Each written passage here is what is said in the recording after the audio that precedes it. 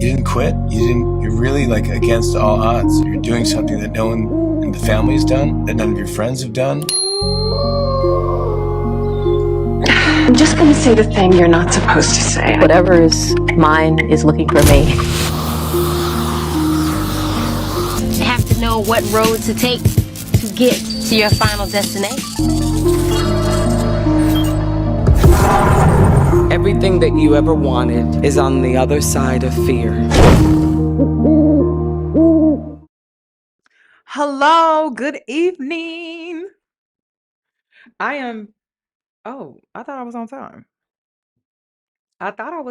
But I guess I'm not.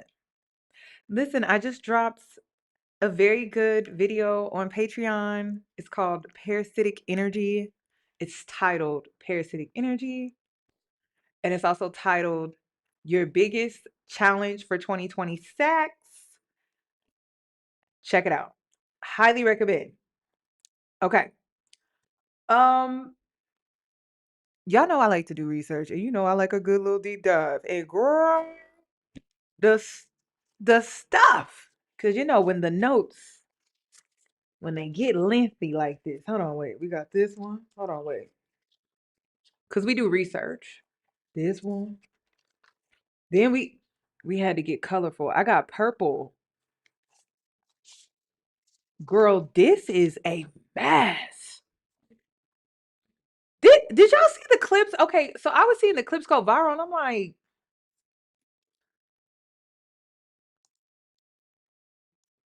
this is weird. The energy is weird. And it's like, Shaniece, it's so weird because it's like, girl, you the baby mama, but why she looks so out of place? And Evelyn is just so comfortable. The situation is very strange. It is very strange. I've never seen anything like it. It's very weird. I just see moments like this. I gotta call my mama. Thank you, mom, for being my mom. What's going on? No, I just wanted to call you to let you know that I appreciate you. So let's get into this. This is just strictly my opinion. It's my opinion. It's my opinion. It's just my opinion. All right. So let's get into this.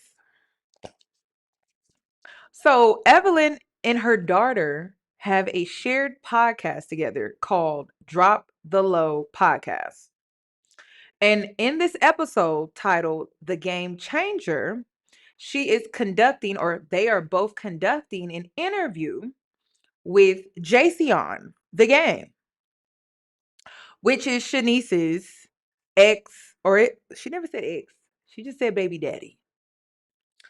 So we're going to get into this because this is crazy. What I got from the clips, and the reason I'm going to react to the full episode, I'm just going to be honest straight out the gate. I'm just going to say what I really think. It gives jealousy and resentment. Evelyn, in my opinion, is jealous and resentful of Shaniece. Period. Now, not that long ago, about 10 years, well, I guess it's been a decade. Damn, getting old. 10 years ago, Evelyn had, no, Evelyn and Shaniece, well, it was mainly Evelyn. She had a reality TV show. Do y'all remember that? Do you remember the reality TV show that Evelyn had back in the day? Because I remember. The North always remembers. It was called Living Lazada. Y'all remember that? Yeah, we're going to get into it. Around that time, Shaniece was 21 years old. Evelyn was engaged to Carl Crawford. Oh, we got to go back down memory lane. And we're going to get into why I believe that she is jealous. And yes, your mother can be jealous of you. It's real. Can be jealous and very resentful. And I believe that that is what this is. And do you notice how everyone kept saying Shaniece looks so much older than Evelyn? And I believe it's because her mother is sucking her youth and her beauty. Yeah. Yeah, absolutely. It's just my opinion. But it gives that.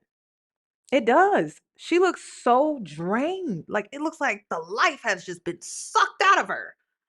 And then you have Evelyn. And then if you know the history of their relationship based off of the reality show, Evelyn came across as controlling, overbearing, and smothering. And at times it seemed like she was jealous of Shaniece and the opportunities that she was receiving with modeling and the men that she was attracting. We're going to get into it. Okay, so let's pull up the episode. And then what I think is so strange is that I believe Shaniece is still being used for this podcast. She needs to get away from her mother. She does. She does. Her mother dims her light and she could stand on her own, honestly. But let's pull it up. I may just get rid of that altogether. But I decided to do this deep dive because I think the girls need to know what an unhealthy dynamic between mother and daughter really looks like. So let's get into it.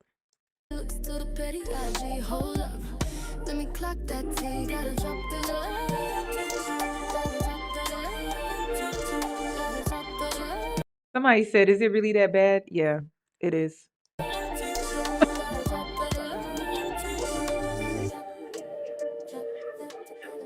Hey, it's your girl, Evelyn Lizada, on another episode of Drop the Low. And I know every episode I say I am ecstatic, but baby. Well, you usually say you're excited. Yeah, but I'm like over the moon today. And I'm your co-host, Shaniece Hairston, for the first. Now, y'all know I'm nosy as hell. You know I'm nosy. Evelyn did not act like this on the episode that she did with her own baby daddy. She did not act like this. She wasn't all giddy and excited like this. At all. Gives thirsty.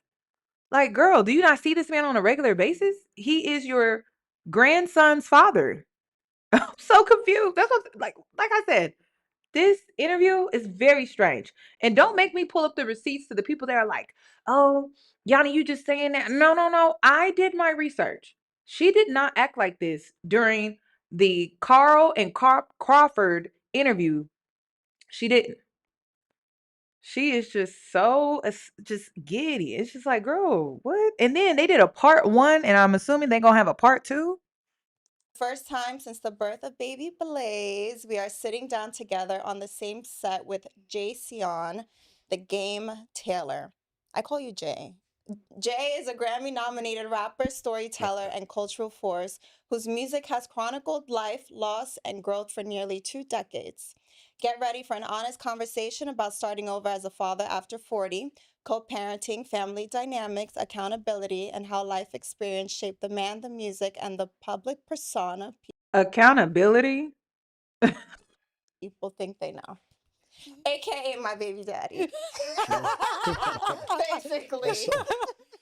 I was waiting for it. I'm like, I mean, that's the most important, yeah, you know, Crazy. yeah, title. it is. I think it is. I think that this is like surreal, you know, because I like talk to you guys every day, but like this is like to see you guys in this setting. It just like reminds me that you know you guys are superstars too, because I don't see you on that light, you know.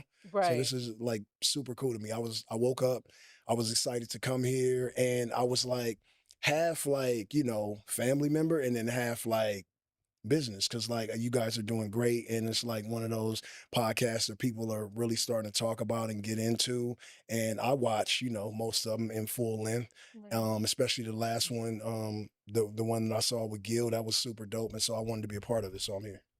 So, did we need to drop a few episodes for you to want to come on? Because I'm not this gonna has lie. been like Hey, a 6-month no. conversation. You know what it was? I wanted to like number one, with me, I gotta like get my like hair braided, you know, because I was going through a weird like I didn't my hair wasn't long enough for braids when y'all first started, and I was going through the weird afro stage. So I'm like, let me get my life together. Give me like another 2 months, and you know, Sir, do you not know who you talking to?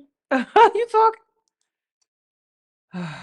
Let's try to speed this up a little bit. I didn't want them braids where they right at the edge. As soon as you smile, your forehead bleed. Right. So I'm like, give me a little time and let me, grow the hair out a little bit, and then I come on with a wave cap, which That's is what crazy. I was about to say. Well, where are your braids now? You just got them done 2 days They ago. here, but the wave cap, I got the suede wave cap. It matched the aesthetics, like everything's going, You look Everything's, really nice. thank Color you. looks great on you. Appreciate it. You know, you guys are really good-looking people. Yeah, thank you. We think the same thing about you. You know what? Thank you. You just had your 50th birthday. I did. And I remind you all the time of how like good you look at 50, and Thank like you. not to slight anyone else, but like when I was younger, like you can remember when you were younger, like 50-year-old people look like, I don't know what the hell was going on. Like they look like George Jefferson. For You know what I'm sure. saying? Like, For sure.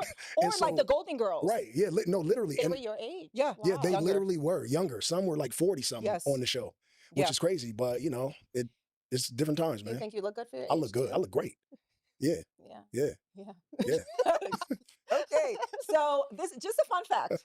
Drop the low. So when Shaw and I were talking about doing a podcast, I was like, all right, should we do this? Should we not? You are the first person that I reached out to, and you were like, yo, absolutely, you should do it. Yeah. So not only did he co-sign this platform, he also gave us the name Drop the Low. Yeah. He even approved the logo.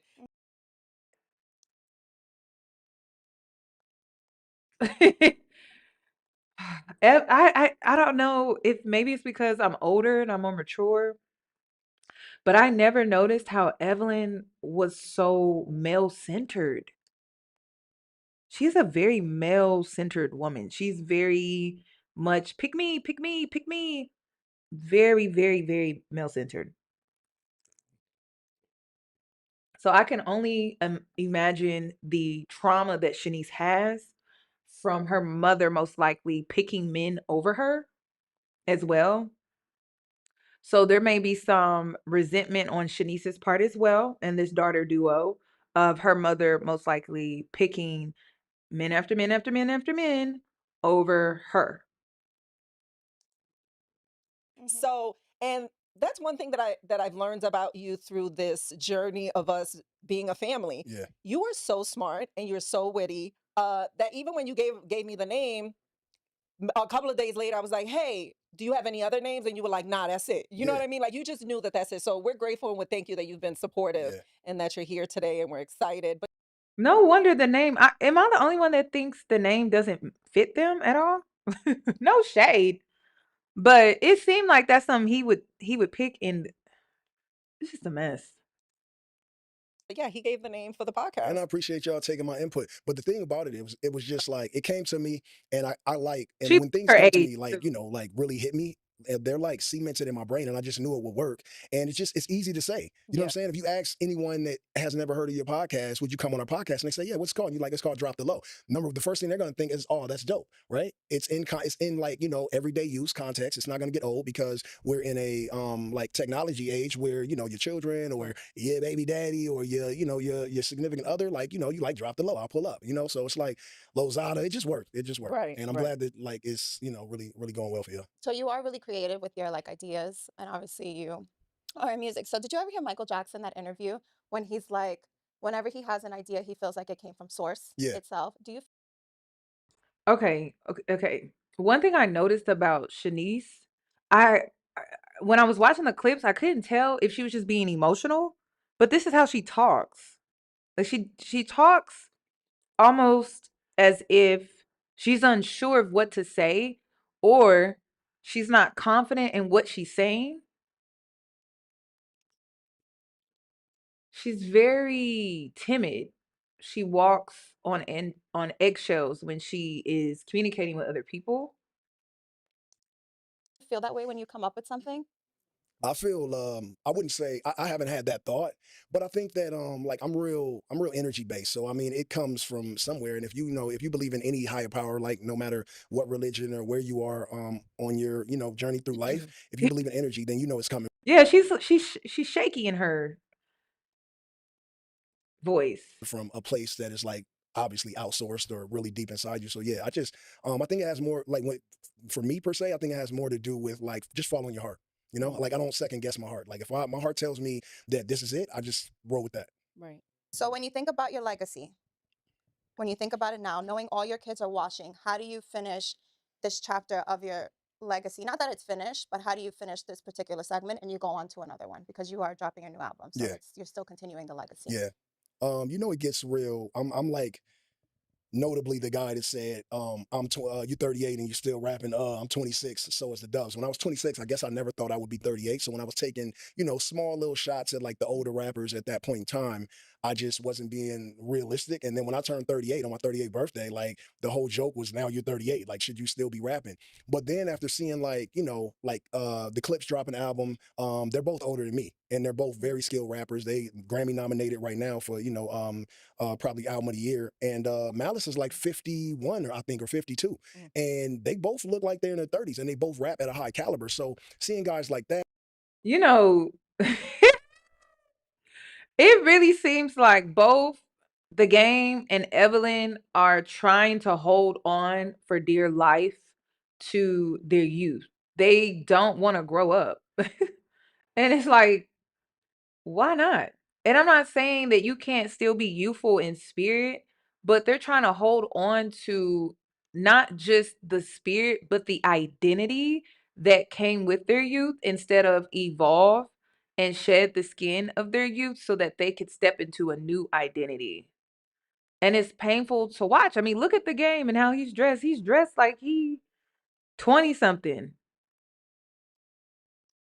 So, what have you done to really transform into a 46-year-old man? He is 46 years old. Evelyn is what, 52, 53? They trying to hold on to their glory days. And I believe it's because that's the only time that they felt like they were in their prime or alive. And I don't think your prime necessarily has to end. I just feel like it can shift with age because you're growing older, you're maturing, your identity may shift a little bit, but it doesn't mean that your life has to be over. But I mean, there is some growth that needs to happen, and it just doesn't seem like that has taken place for the game or Evelyn. And that's why there's so much chemistry between the both of them too.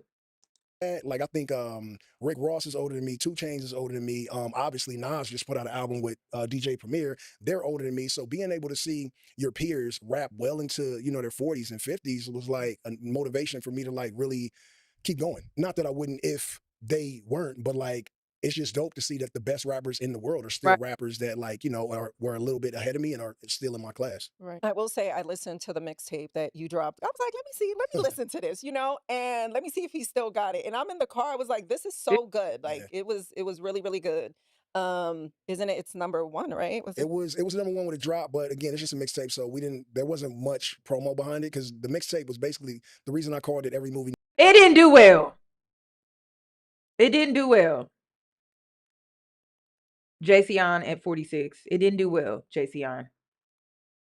Needs a trailer because it was just like a teaser before the album. My focus is really on my album. I did the mixtape in a few days. Both you guys know how long I've been working on my Yes. album, and the stages and changes that I've been going through with, you know, finalizing it and getting it ready for like, you know, release top of the year. But the mixtape was a no brainer. I don't think about it too much. I go in there, I find dope beats, I rap on them, and then I literally just put it out, so that my fans can have something basically while they're in the waiting room. You know. Yeah. Yep. I want to go back to your age and rapping, right? So do you feel like it's a double standard based on the genre of music and the gender? Because no one's going to be like, why is Mariah Carey still singing? Right. Like, you know, like no one's going to say that about Mariah or J-Lo. Does anyone Right. say that about J-Lo? No, No. and I mean, Right? you got to think about like and I do appreciate R&B in the sense that they can just and rock.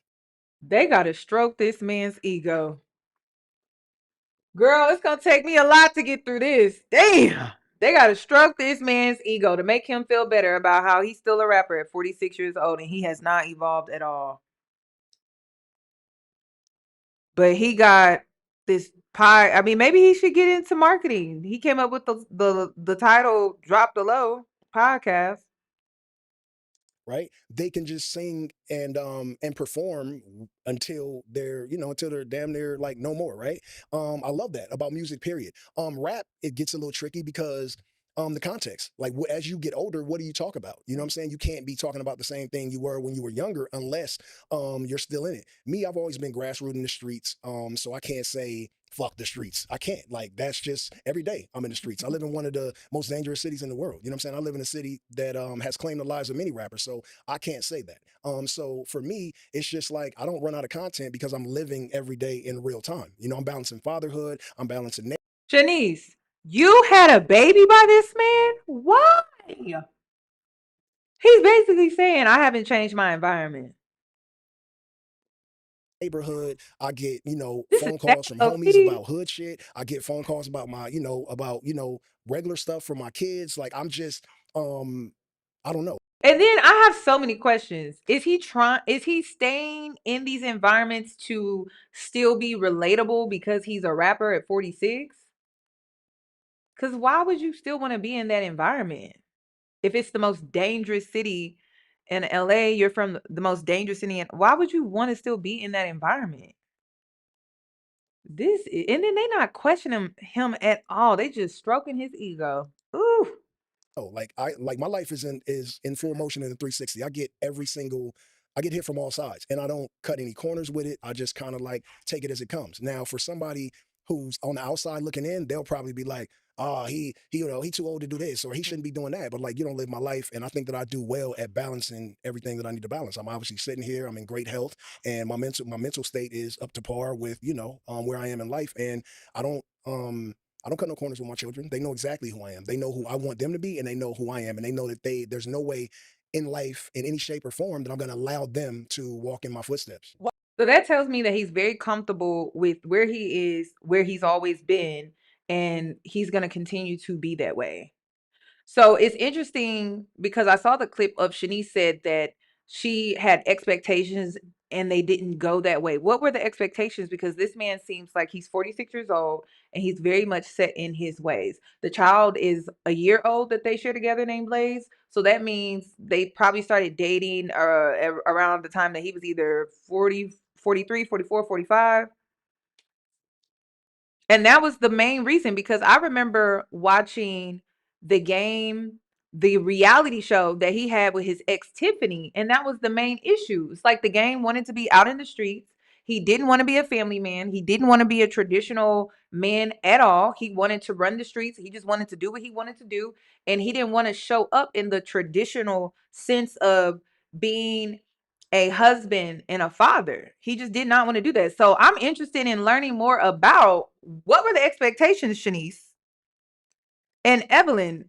Where were you in all of this? Because I know she's not that far behind when it comes to her daughter and the choices and decisions that she makes. And we're going to get into that here soon, very soon.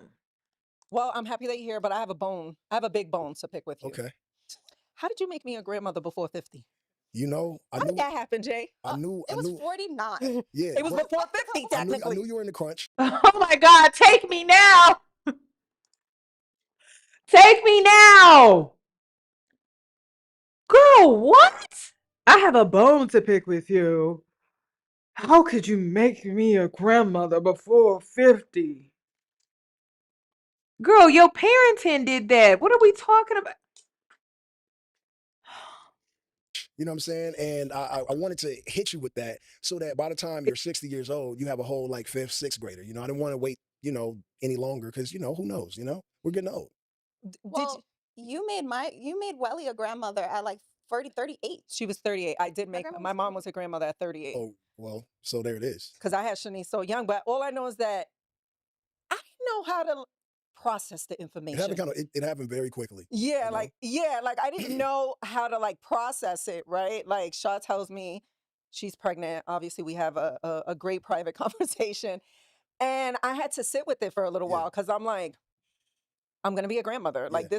this is weird, Like I know What's so weird is her making the fact that her daughter is pregnant about her and how old she is. And then to do it when you made your mother a grandmother at 38. I'm telling you, listen, we gonna get into it. I'm telling you, Evelyn is very jealous and resentful of her daughter. I'm telling you, um, it's just so weird. She makes everything about her. And Shaniece has to kind of fit in where she can get in. No, I'm 50. Well, and you've never been a grandmother yet, so I know you were like, what does that look like for me? What right? does that look like? Like what? Well, like first of all, what is she having? What is it going to look like? What is this going to be? How is my life going to change? I thought about Leo. He's a young uncle. I thought about so many things. Then And this is so telling too. This part right here, where the moment that she finds out that her daughter is pregnant, she's making it about her. So was she consoled at all emotionally? And even in this podcast, there were clips going around where Shaniece was clearly getting emotional. She was very uncomfortable with what was being said. And her mother never consoled her at all emotionally. Didn't even consider really her emotions or her feelings. and when obviously she told me that you were the dad, I was like, oh shit. We in trouble now. We in trouble now. But I will tell you, I've had people ask me this. They're like, well, how did you feel when you found out that he was the dad? Like how and my initial feeling was I was shocked. Yeah. But then I found so much I found so much peace in I know how you love your kids and I know how you parent your kids. And I said to myself, you know what? He's a great dad. You know, he's a great dad. And so I found a lot of comfort in that. And now that we've been doing the family thing for some time, I'm like, I couldn't even see my life without Blaze. Yeah. So grateful that you're in our lives because I feel like, you and I. Y'all, this is some weird. This is weird. Y'all are never going to normalize this for me at all. How is this entire situation about Evelyn and how she feels? And this is very strange. Now that we're doing the family thing, girl, did he have a baby with you or did he have a baby with your daughter? Like, well, whenever I need advice, I'm doing something, the podcast, whatever, like, it's been good. Like it flows, We've had a few bumps in the road. Yeah, for sure. Shaw's looking like. And then we've had a few bumps in the road. And then Shaniece looks so displeased.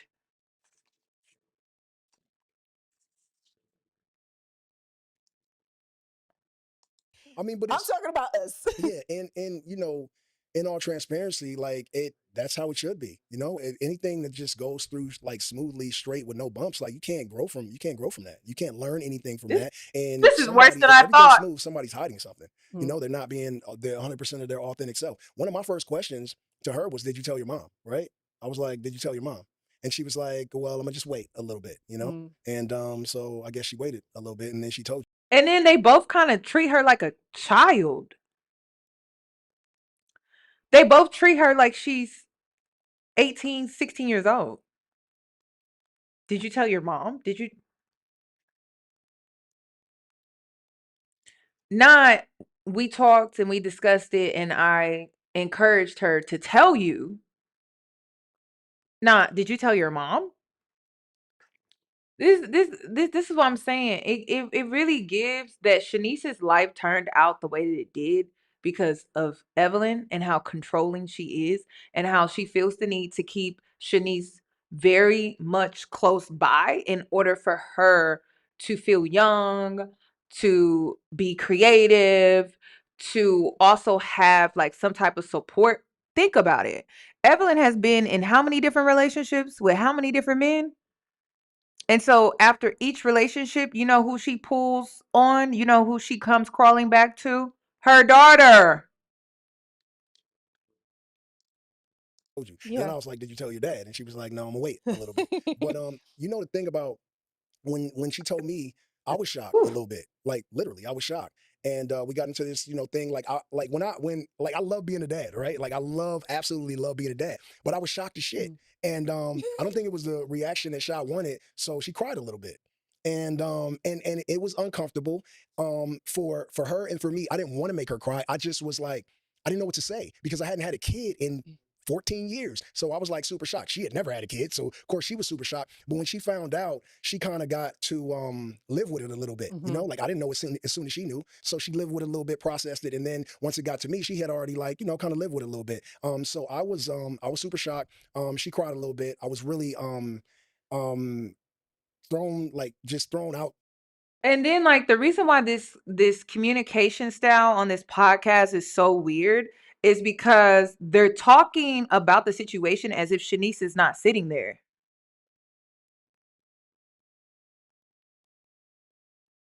That's what makes this conversation so weird and very strange. They're talking amongst the two of them as if Shaniece is not there at all and she wasn't a part of this experience at all. They're not trying to include her at all, and that's what makes it so weird. So that already kind of paints a picture about the relationship dynamic between Evelyn and Shaniece, and then the relationship dynamic between the game and Shaniece. So she just go with whatever they say, whatever they do for the most part, and that's about it. This is why she's not comfortable speaking for herself. And that's another thing. Why is it? And I'm about to get into that because why is he so shocked that she was pregnant when you were saying that you basically plotted against her because she was a baddie and you was 43, 44? What are you shocked about? If anything, you're like, oh, kind of expected that. I was shocked. I was just so shocked. I actually feel bad for. Am I the only one that feels bad for Shaniece? And it has nothing to do with her pretty privilege and nothing to do with that. It's a mother that has failed her in so many ways. It is a mother that has truly failed her in so many ways. From just the jealousy, the lack of parenting, the lack of being there and being a true nurturer, a true maternal figure in her life that she could truly confine in and trust her emotions with. I just don't feel like she's ever had that. She's ever experienced that. I don't even think Evelyn even knows how to show up in that way. She seems to be very self-centered. She lacks empathy. It's awful. To the wayside about that because I didn't want to make her feel like I wasn't excited or I wasn't going to love the situation because I absolutely love my children. But we got around that, and obviously he's here and he's beautiful and throwing shit across the house. And yeah, he's just a great kid. And then for her being Blaze's mom, like oh my god, like a gift to a child. I mean, it's literally as if Shaniece is not even there. Because she's so calm and her reserve is like immaculate. Yeah. And like he's not even giving her eye contact as he's speaking about her. Like one day he knocked over coffee, like hot ass coffee. And me, I'd be like, pow pow. And she was just like, it's okay. I swear to God, it was like Cinderella came to that motherfucker with the Swiffer. And she was like, it's okay, baby. And just swept it up. And I was like, I would have just get a little pop, little no, little something. But man, she parents with so much grace. And Yes, she does. I'm just like ecstatic that you're Blaze's mom because I know that because I'd be wild as fuck. So I know that like as long as he got you guys, as his little army, like he's gonna be straight. Pause.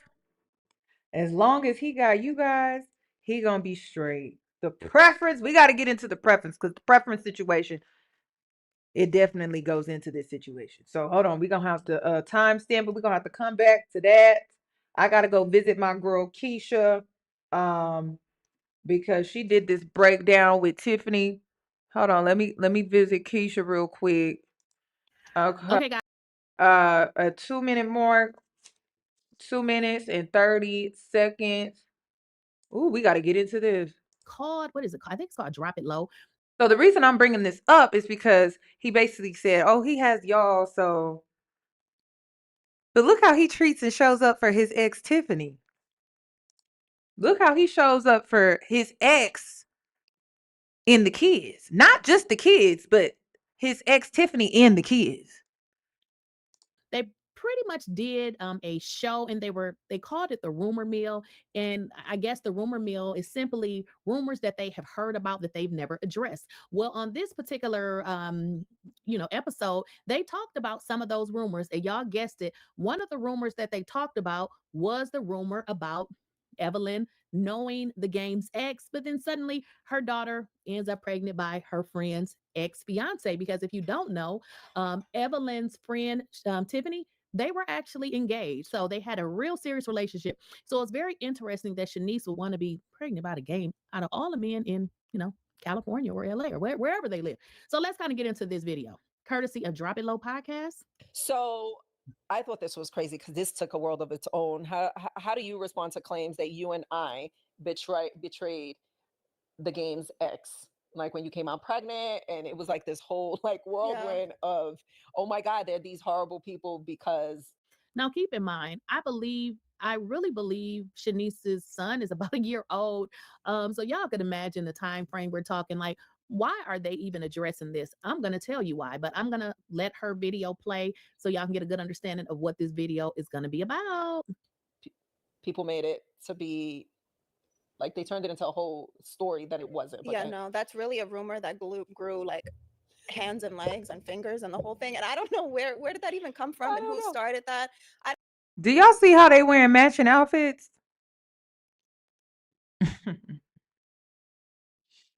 Listen, Evelyn still tries to compete. Okay. One thing, and this is just me, I'm getting older, and one thing that I love about getting older as a woman, I'm taking out of that. You're not hurting my feelings when you say I hit the wall. I don't give two fucks. I said I was gonna stop cussing, damn, but I really don't give two fucks about hitting the wall. So then you not putting me in no lineup. We not doing that. I done hit the wall. Leave me the hell alone. I don't want to be picked apart. I don't want to be rated down. I am washed up and I'm forgotten about. So leave me alone.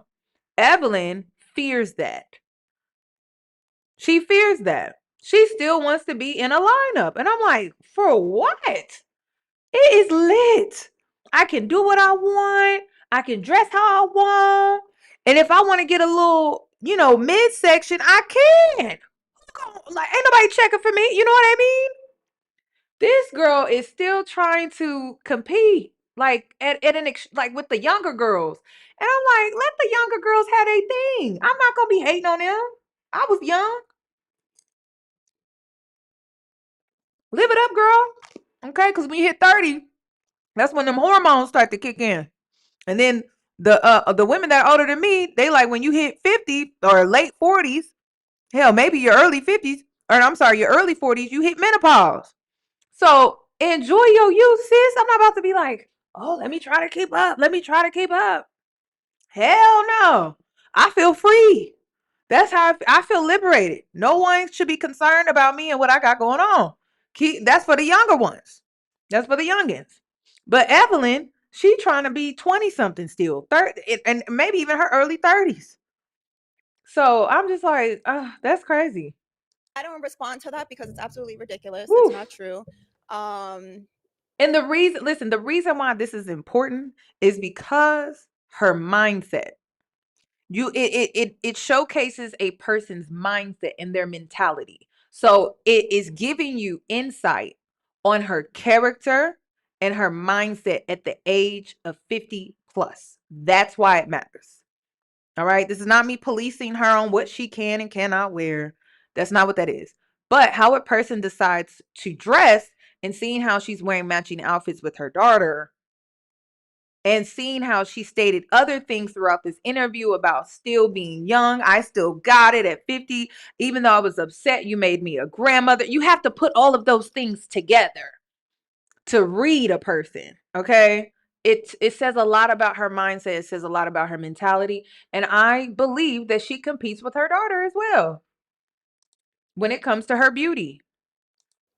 Like you guys were not best friends. A lot of people were at your baby shower. You guys were on the same network. And that was like over a decade ago. Yeah. So I don't feel any type of way that you were in the presence of. And why should I? You know what I mean? It's not like You guys were best friends. It wasn't my friend. Right. So Now, I just wanted to stop it there. A lot of y'all had questions because what she said doesn't really make a whole lot of sense because she said they wasn't friends. Then she said they wasn't best friends. And then she said, well, she wasn't my friend. And it's like, girl, which one is it? So it just leads to, girl, come on now. yeah, I don't know where that. Ooh. I I don't think it know. was. I think That's a big people. one though, because I get that all the It is. time. It's a huge, huge, huge misconception, and it's a rumor. And to be honest, we're not. We. I know about you and me too. I don't live in a space of I'm gonna sit up here and do this, and I'm just gonna like like lie or. I'm not like if it was the truth, then I would be like, you know what, it was the truth, and some things happen, cool. But it grew legs, arms, feet, ears, all of that, and it was such a viral thing. Like I have comments Mhm. where people are like, oh, how dare you. Okay, well, at any rate, they are still with this lie. But here's the deal, why address something if you're saying it's a lie and you have given us nothing? You've given us nothing. So, do you not think people are not going to still talk about this? Because right in those same comments that you referenced, they're telling you that you are a lie. I mean, even in my comments, they're still saying that you are a lie. Well, like I said to y'all earlier, I was preparing, researching for another video, and this just dawned on me. I saw a post, and I'm going to get into it right now, share y'all my screen. It was this post. Now, this post, if y'all, I know y'all familiar with Instagram, this post says it was posted about 7 weeks ago, which takes us to about Father's Day. Now, the interesting thing is they never announced anything. They never cleared up a rumor that was going on for 2 years, a little bit over 2 years. You never said anything. Why are you bringing it up now? We don't care at this point. You didn't address it then. In fact, Evelyn did address it then. She still did a video. So she actually did. It made it seem like she didn't know this woman, like she just happened to be in her presence and people continue to drag her. But I'm going to tell y'all what the real problem is. And this is why they're addressing it, because Shaniece in the game, whatever fling they had going on is no longer, it ain't going on. If you would go to Shanice's page, she never even acknowledged the game on Father's Day, but y'all know who did. And Keisha created this video 5 months ago. So in her commentary, she was right about that. 100% right about that. Obviously, you could tell in the recent podcast that Shaniece and the game did together, you can obviously tell they're not together. So she was right about that. And she was just speculating. Y'all know who did. Right here, Miss Tiffany, she definitely did address the game on Father's Day. Now, let's get into what she had to say. Tiffany, which is his ex fiance, says, I want to give a huge, big hug. I'm sorry. Shout out and heartfelt thank you on Father's Day to my very own personal baby's daddy, Mr. Jayceon, my voice Taylor. For over 20 years, you have consistently taken care of me and my children. You have been a wonderful, nurturing father to them. You have given them an abundance of love, support, and encouragement, and you've made sure that they have had every single thing that they have ever wanted or needed. And if y'all ask me, some folks is mad, okay? Because guess what? Tiffany, because some women get angry. Tiffany is not mad. She still has a good relationship with him. And she says, thank you for supporting my family and me and my kids for 20 years. So she didn't say, thank you for taking care of my kids. Let's read it again. She says, thank you. Basically, for 20 years, you have consistently taken care of me and my children. He's still paying her bills and stuff. Ooh! They mad. She didn't say thank you for consistently taking care of the children. She says taking care of me and my children. Okay? This is on Father's Day. People are mad, honey. So now they want to address it and kind of throw it out there. Tiffany still ain't responding because she knows what it is. She said, but the thing I want you to know this Father's Day that I appreciate most about you is that.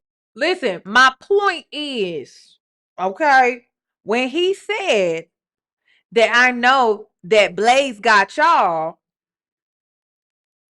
I don't got to do for you. I don't got to do what I'm doing for Tiffany for you. You get what I'm saying? Okay. That you truly have given us the best part of yourself. Everything aside, we know the real you, the special you, Oh, the absolutely. best part of who you are. And that, my dear, is irreplaceable. So today, we want you to know that we appreciate all that you've done. And not only all that you've done, that you continue to do. Okay. So he ain't never stopped taking care of Miss Tiffany. or those children, which he shouldn't, the children, but he taking care of Tiffany too. Mm. And the people is in the comments saying his baby mama, yeah, she wasn't ready to hear that. And then somebody else says, so this is a class act. So this, I mean, this person right here, we don't know who this is. This is a mad person. And Tiffany was always classy. She was always classy. If you ever watched the reality show on VH1 The Game, which Tiffany being so classy, I just didn't understand how she ended up with Jayceon. It never made sense. She was a teacher too, I think. It never made any sense. I'm like, Tiffany, how you end up with someone like that? And you just so classy. I love Tiffany on The Game. And I would get so irritated. I'm like, girl, move on. Get somebody better. Because he ain't it. But I think it's because she had his kids and she was trying to make it work. She wanted the family life, et cetera, et cetera, et cetera. So, and she kind of gets that still. And he still pay her bills. So it looks like that's the agreement that they came to. And she left him. Let's not forget, she called off that wedding. Person with a private page, and it says, so this is a class act. Why post pictures like that's your man? But okay, maybe I'm tripping. This man is single.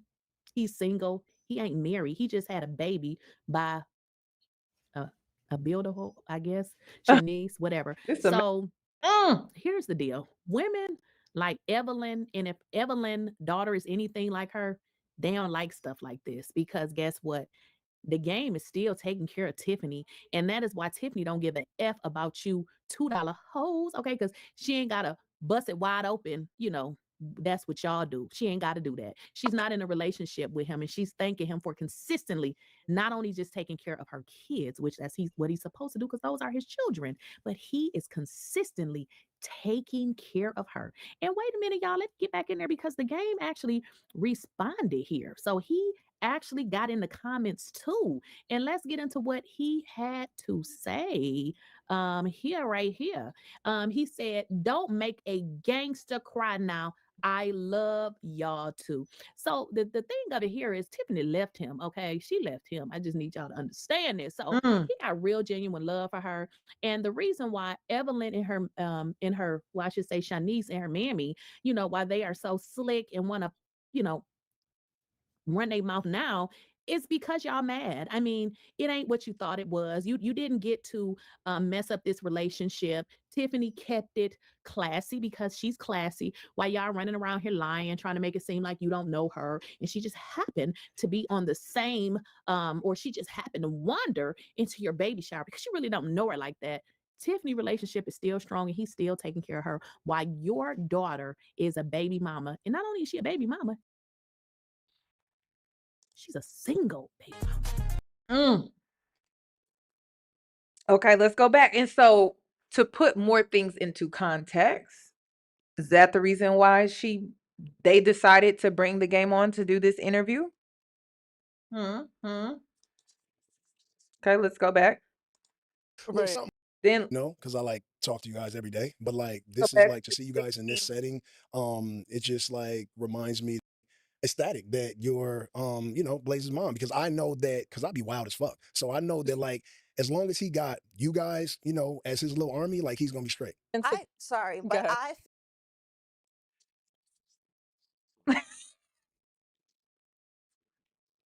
crazy. feel like you manifested Blaze. Yeah. Like you were mentioning another child before I got pregnant. Yeah, true. Like you manifested Blaze. On Yeah. our first date, you were talking about a Blaze, not him exactly, Yeah. but you were talking about a Blaze. So you agree with that? I do agree with that. I think that Girl, he plotted on you. He plotted on you and he trapped you. He didn't manifest. He was going to tell you what he was going to do before he did it. He was plotting. You thought it was a game. And then this is called game changer. Shaniece is no game changer, and neither is Evelyn. This man trapped you. Okay? And he told you he was going to trap you before he trapped you. and you know, We talked about kids. yeah, true. But just so you know, you guys know, because you guys are, you know, beautiful women. You guys are still like women, right? But men, right? Men see a baddie, we think like, I'm gonna get her pregnant. That's what men think when they So see a baddie. you gamed me.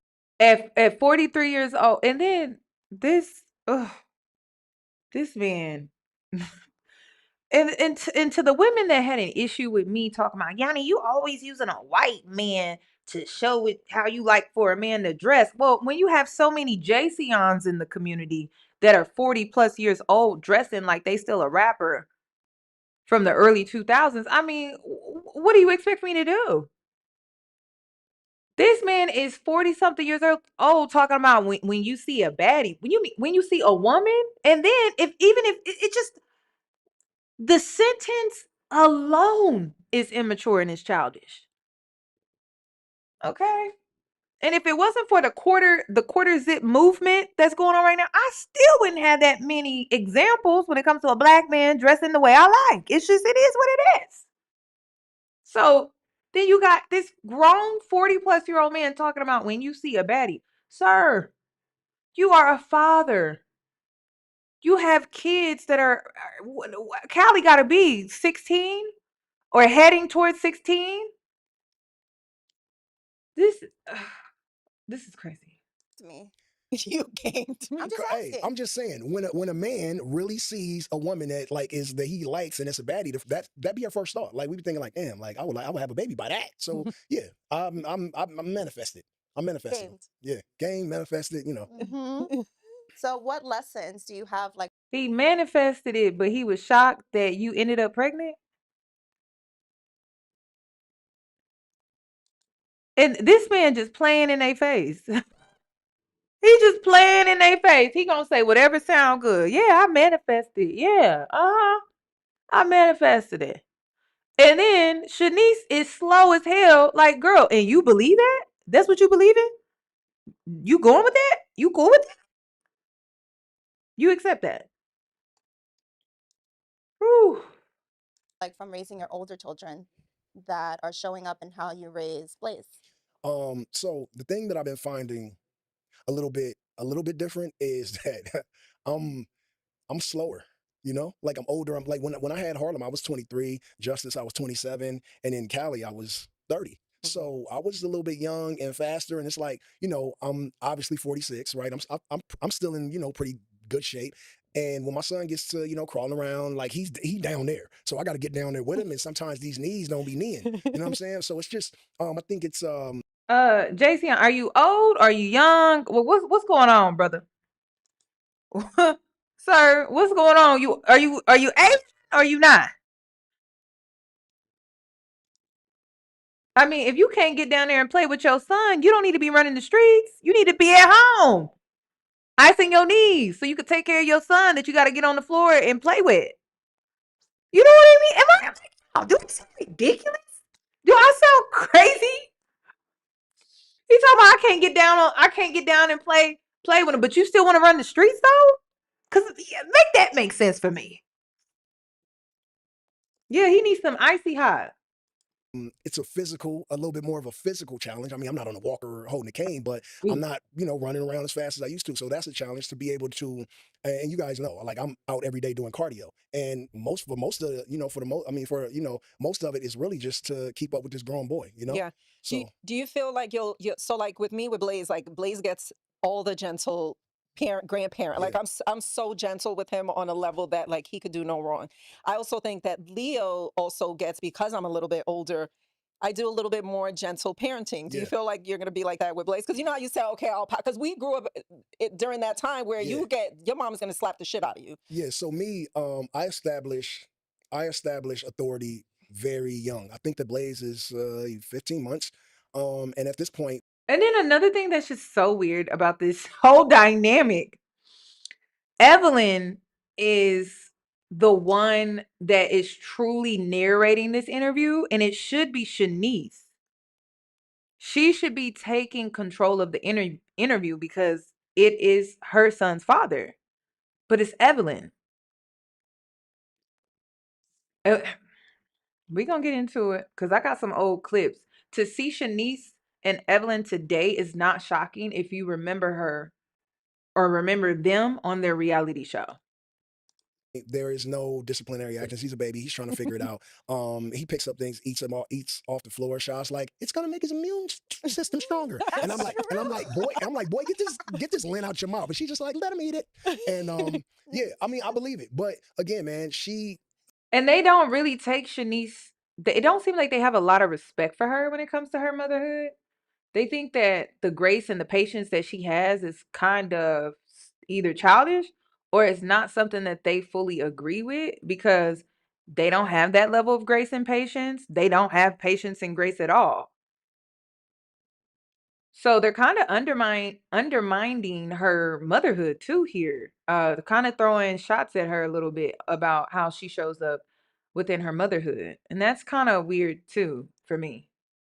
Especially when it don't seem like the game is that heavily involved with Blaze. again, she's a great mom. But me, I think that my authority kicks in around kindergarten, and then from kindergarten to the age of 10 is where I kind of set in stone like who's really in charge, right? So that when he is like in the 5th and 6th grade and he's going into middle school, that like the fear of upsetting your father like is really what a boy needs, right? Yeah. It's like Leo with Carl, like he can sometimes you gotta like like be a mom, and you like you're a good mom too, and you a Sag, and you're not no punk, so Leo ain't gonna wild out. But sometimes you try your mom. But if you put Carl on the FaceTime, one look, and if he say I'm getting on a plane, Leo gonna be like, huh, So it's like from 5 to 10 is where I really establish authority with my sons.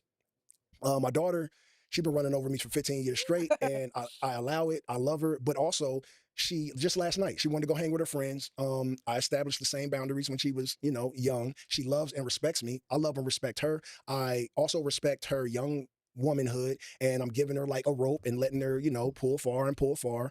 And last night she was hanging out with her friends. I gave her the time to be in the house. She cut it 30 minutes before that and was in way earlier than I told her to be. And I was like, that's dope. She respects me. She loves me. I reiterated on on the fact that I don't want anyone like because she gets to the age where her friend group is like some boys, some girls, and I'm like, I don't want anyone putting their hands on you inappropriately. You know how I feel. And she's like, Dad, how many times you gonna say that? I said 1,000,000. And she was like, I respect it, understood, I got you, I love you, I'll see you soon. And so it's so interesting how men like this are with their daughters, but then they turn around and they treat women like trash.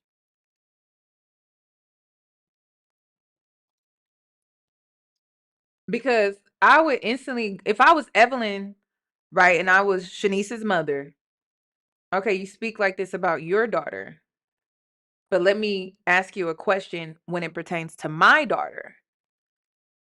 Would you want the dynamic that you have created with my daughter? Would you want your daughter to be in a similar dynamic that you have put my daughter in? Something maternal. Some. I would ask him that because you sat up here and said, well, when you see a baddie, the first thing you think is, I want to get her pregnant. Okay, so let's translate that to your daughter. How would you feel if a young little YN, because you an old little YN, a young little YN saw your daughter and was thinking the same thing and was plotting on her in the same way? How would you feel? Would you think that he manifested it? I mean, and I know they got to do family well, you really don't have to do family gatherings when you co-parent, but I know they got a co-parent, but I mean, I would have went there. Why not? I think this is the perfect time. You want to come on the podcast? You want to do this podcast episode? Let's talk. Let's really talk about it. How would you like that? Very early. And so that when you get to, when you're like 10 or 11, 12, and you get, to your teenage years, you can have a little bit more freedom. And I'm not really on your ass like a parent would be, like our parents were. My mama was trying to whip my ass all the way till I was grown because I never really, listened. And we got beat with all kind of shit and like sent to the room, and we had little like I'll kill my parents like to yourself, but you would never say it to your mom. And then she comes up there, you want some dinner, and then y'all squash it and stuff like that. But these days, these kids get a little buck and they don't really have no filter, so you got to like really get on their ass early. So I have a sidebar question. So because you guys have a little age difference, right? Right. How do you feel about Shaw choosing? Because Shaw is younger and she's very into health and wellness. I Right. know you are too. You know, you could say that your knees are buckling, but you're. By the way, guys, it's 9 in the morning. Like Jay wanted to do this interview super early in the morning. I said, boy, he is making us work for this fucking Yeah. interview, you know? But that's something that people wouldn't know about you. Like you're an early bird, you go jog, like you're out there, you work out. So how do you feel about Shaw choosing not to vaccinate Blaze? Because I know I grew up in the era where I'm gonna give him whatever the doctor Yeah. says, but I appreciate it's true, right? But why are you laughing? I appreciate her doing Probably doesn't even know. Yeah. yeah. He's why probably I'm like, oh, laughing. but she does her research. He probably doesn't know. Did I? Hold on. Nope, we gotta rewind that. Mm-mm. He probably doesn't know that Blaze didn't get vaccinated. Did I hear that? It's true, right? But why are you laughing? I appreciate her doing. Probably doesn't even know. Yeah. Yeah, he's why probably I'm like, oh, laughing. but she does her research, and I know that there's a connection. Well, they say I'm not the expert that there's a connection between vaccinating your kids and autism. Like, there's just so much out there. But how do you feel about that? So me, I'm not really, I came up, we got vaccinated as kids. I'm pretty sure you did. Dude, I'm sorry, but this interview I fucking hate her. I hate her. I do not like her at all. I'm not involved with the kid at all, and it's the reason why I don't like her, and it's the reason why I'm not involved with the child. I'm not as hands on with the child, but I like Tiffany, so I'm hands on with the children, but I'm also providing for her and the kids. This interview made them look stupid as hell.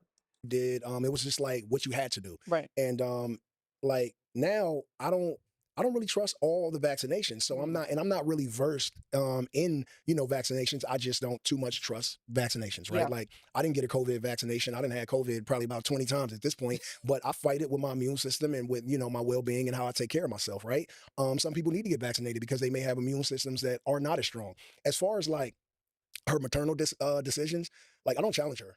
I just don't challenge her. I know Right. that she definitely does research.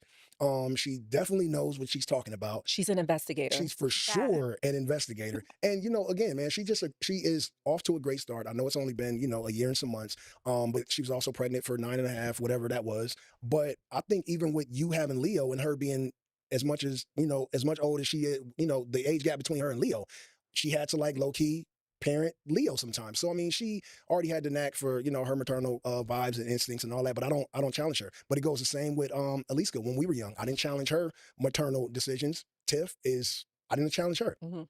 Let me ask you a question. So since you had COVID, like how many times do you feel like that Oh, I forgot. She's the third baby mama. He has 3. built up your immune system? I really do. It's the same as when kids eat dirt. Eat dirt. Yeah. Yeah. So My point exactly. she's saying give your kids 1 scoop of dirt a week. And yeah, they can fight off anything. I mean, at this age, he's at a funny stage where like we'll find him eating dog food, or he'll lick the floor. Yeah. Or yesterday he took his bottle. This is his thing lately, bro. He took This is his thing lately? Why does he not know this?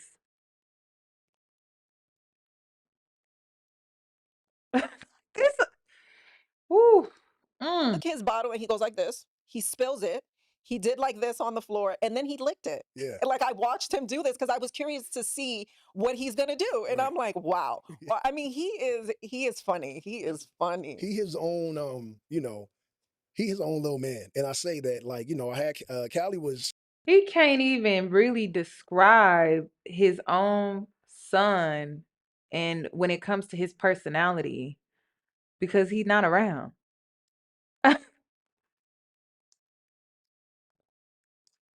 he's so mild mannered and chill. Blaze reminds me a lot of King Justice in a lot of ways, as far as a baby, because they're just active. They know what they're doing, but they want you to think that they're trying to figure it out. But he knows what he's doing. He's Yeah. just like, but then it's a learning curve too. Like he's trying to figure it out. He needs to be told, don't do that or no, and then he needs to be told, by his mom, it's okay, eat the dirt off the floor. It's gonna make you, strong as Samson one day. But again, that is the beauty of having like two good parents. Yeah. Did you think it was crazy when you posted Blaze on Christmas and people were saying, "Oh, that's an AI baby"? Yeah, it was crazy. So the thing is like whenever I post him, people don't know if it's real or if it's him or if it's like a app or something. I'm just like, look, man, my kid is beautiful. It's not. It ain't me. I wish I was as beautiful as he is, but Right. we really just got like. He said, "My kid is beautiful." You mean our? I mean, I don't know if I want to call it luck because I feel like I'm a good looking person. She's stunning. You're one of the best looking grandmas on earth. Thanks, Jay. No, I mean, you got to give it to yourself. You're 50 years old, and when you say 50 years old, that is like Okay, it's okay. Okay. All right. It's this is a little much, sir. How much do you have to compliment her on how she looks for her age? I'm not gonna tell y'all what's coming to mind. Oh my gosh. Oh my gosh. What is it called? Those pornography videos. What is it bizarre or whatever? And it'd be the mother-daughter duo type video. That's what this gives. This like the you know how they try to do the renditions of like trying to act out a whole scene, and that's what it gives. It gives like this whole scene that's being acted out before they do the do, and he doing the do with the mama. That's what it gives. Am I crazy? Am I crazy? It's a little much. One time's cool, but you keep doing it over and over again. half a century, and so you should really like. I know you gotta look. I know you look in the mirror and say, you know what, Ev, like you really are doing great. And I mean, if we opened your DMs right now, you would have YNs to, old niggas in there. Like, hey, so it's like you really got to give yourself and your genetics and your mother, like, her props because you guys are really good looking people. Thank you. Thank you. Yeah, I've gotten into arguments with not arguments, but people are like, "Ugh, where did he get those colored eyes from?" Like, as if it can't happen. It was like Right. such a weird thing. And I've even responded to like maybe one person because I don't argue in the comments no more. Right. Like, you know what, you've been really good with that too. I feel like you used to troll sometimes, like years ago, you would bang on people. Right. You don't do that no more. Because you got to understand. Well, number one, you got to understand where it's coming from. It's coming from someone who doesn't really like themselves, and so Mm. they like you. Right? They like you so much that they're obsessed with you enough to try to tear you down, which is really them tearing. No, he really hasn't. He has not complimented Shaniece in to any level.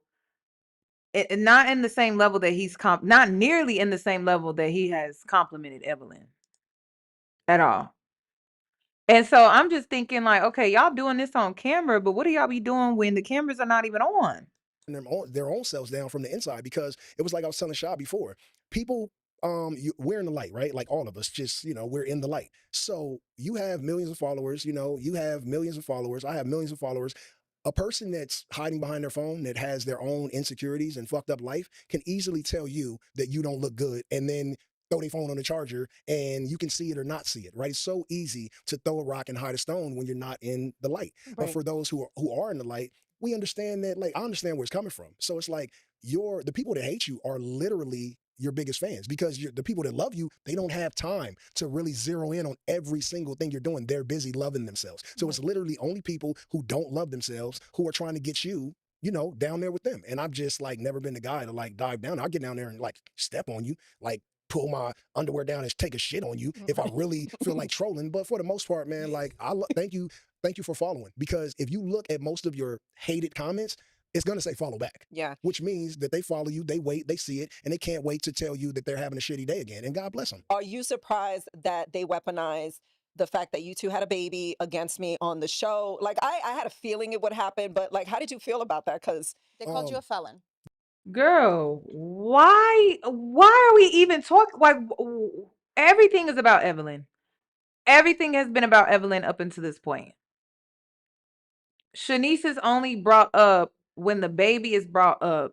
Literally, that's the only time. Yeah. I mean, true. Are you a So felon? I am. So I don't feel slighted. Look at her face. Do y'all see her face?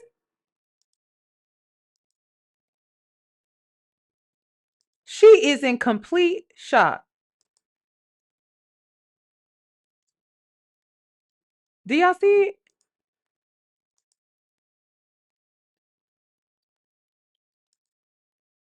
Dang, I don't think it was zooming in. I don't think it was zooming in on mine. Hold on, let me see. Let me see. Hold on. Let me go back. Let me zoom it out on my end. I don't think. But if you go to the 49, 49-minute mark, look at her face. She is in complete shock. She did not know that he was a felon. And I'm trying to see. Let me see if I can show y'all. Can I get big? Can it get bigger? I'm trying to see if it can get bigger. Okay, no, it can't get. Oh, yes, it can. Let me see. Damn, I really want y'all to see her face. She was in complete shock, y'all. She was.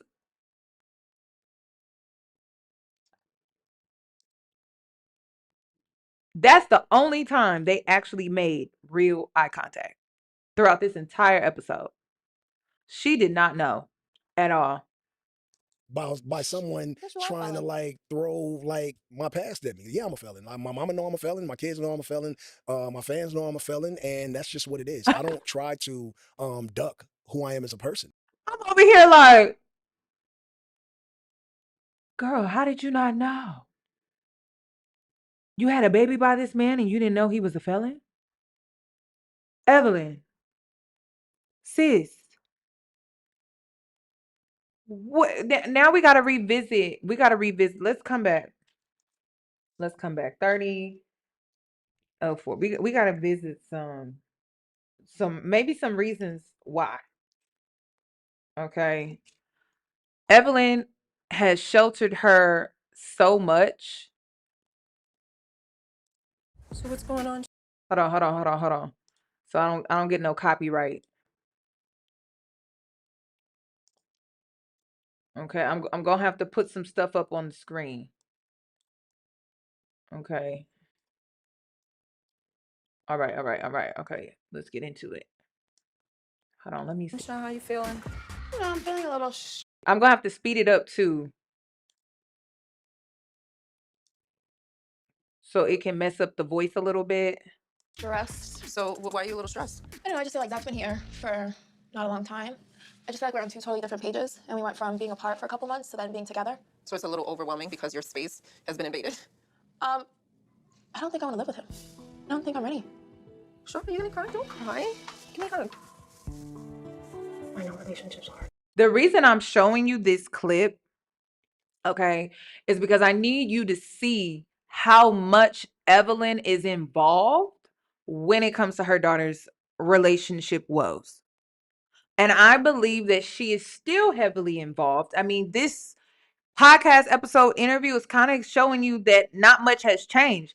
Now, when they had this reality show, Shaniece was 21 years old. But don't cry about it. Look, at least you're figuring it out now, and you didn't like move in and you didn't get married and then decide you had this feeling. You know, I've been doing my own thing, and I've been doing fine doing my own thing. Yeah. I don't know, some days I want to be by myself. Yeah. Well, that's normal to feel like that. Well, no, it's not, because we were just apart for so many months. I don't know. It feels like you guys are like you're going one way, he's going another way, and it's just not flowing. Like you guys aren't on the same page, I guess. You know? It sucks. Our relationships are hard, man. You have to like either really, really want it and work at it. And if you're feeling like that, then you're gonna have to really reconsider, I obviously. think I really, really wanted it before, more than I do now. So him coming back really just confirmed it for you? Because you know what, that happens. I remember when I broke up with a douchebag ex, and then I was like, okay, let me test it out. And then when I tested it out again, I was like, no. It fully confirmed The to thing me. is, he's not a douchebag. What if the grass isn't always greener on the other side?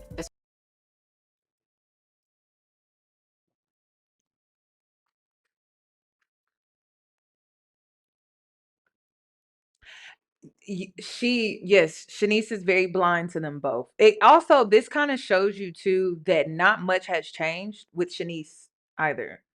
You could tell that her mom is still heavily involved in her decisions when it comes to her romantic life, when it comes to her career choices and decisions. It's the reason why she's doing this podcast with her mom.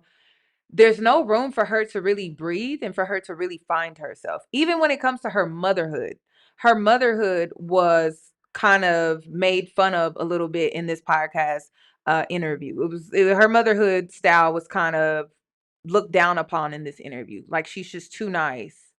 She's just too graceful and patient. And I'm like, isn't that what a mother's supposed to? A mother's supposed to be nurturing. So I believe Shaniece is trying to navigate motherhood without having a stable identity within herself or an established identity within herself. She is still living under her mother. I don't think much has changed. This is true, and this is why you have to really think about But then what if I miss out on all my experiences? I met him 2 weeks before my 19th birthday. How much experience could I have had in the first 18 years of my life? I'm worried if I take what I have. And then also, so the title of this episode, it is called Shaniece Confides in Evelyn about her relationship issues. So she was dating this soccer player. He was overseas. So again, following in her mother's footsteps of dating a professional athlete. And the relationship was kind of moving in a more serious direction because the soccer player was retiring and he was ready to basically settle down and start a family. Now that he's no longer playing soccer overseas and all that, he was ready to kind of settle down. And Shaniece didn't know if she should make the big move because he was moving back to LA. She didn't know at the time if she should make the big move and move or make the big next step in her relationship by moving in with him. And so she's confiding in her mother about what she should do. And to be honest, when it comes to a life-altering choice and decision like this, I understand that Shaniece is, looking out to her mom to make that choice and decision. But at the same time, I believe that Shaniece should have made this choice based solely on herself and not her mother, because a lot of the advice that Evelyn gives, it has a lot to do with her advice comes from mainly just hardships. So if you listen to when Evelyn gives advice, it's always coming from a place of hardship, hardship, hardship, hardship.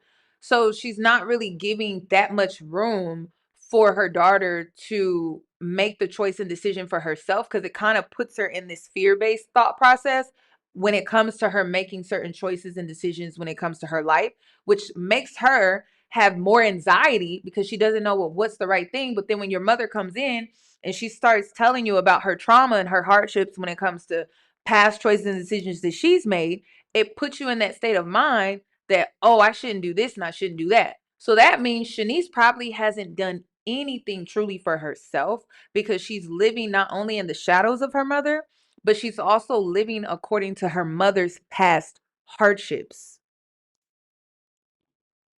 And I believe that this is why she hasn't really experienced much. Like if you listen to Shaniece in the recent podcast, she hasn't really experienced much because she's always living in her mother's shadow. And then she's living in her mother's shadow based off of the advice that she gives her, which comes from a place of hardship and trauma. So she doesn't have much experience at all. And the little bit of experience that she does has, her mom is in her corner coaching her based off of her hardships. That's a recipe for disaster.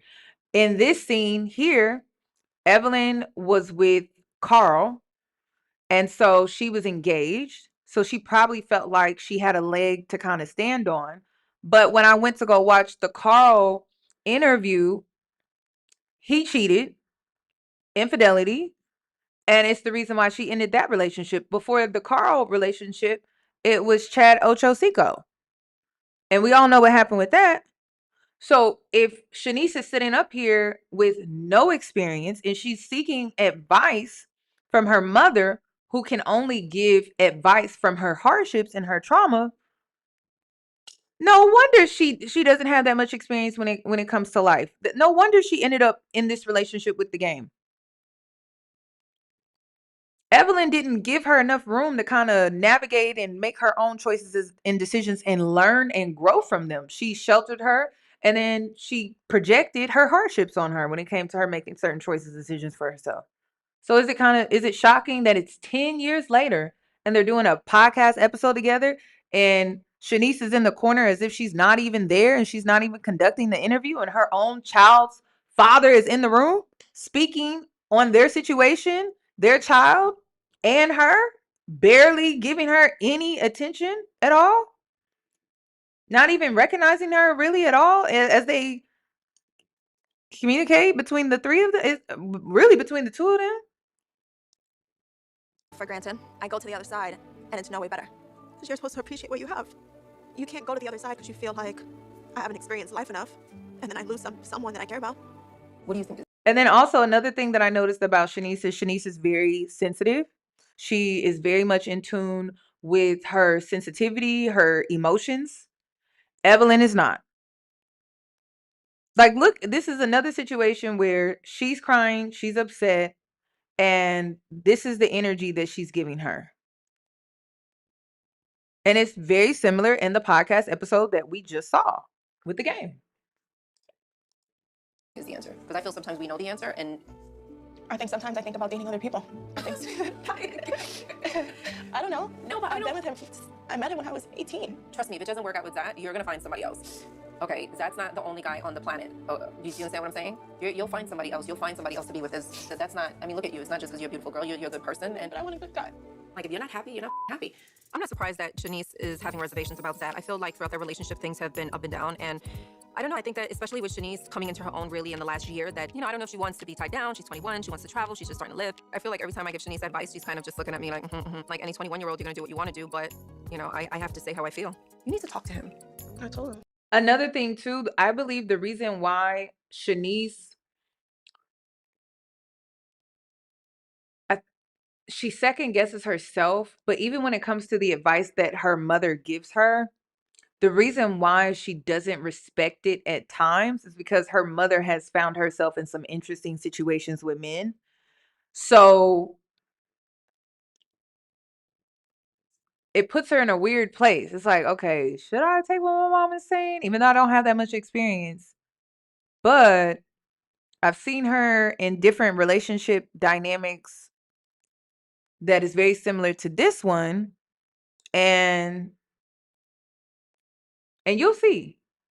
And she decided to go through with the relationship. Why should I? Why should I not? When my own mother would, she wouldn't leave this relationship. She would go through with it. Why? Because he has money. So I think that's another reason.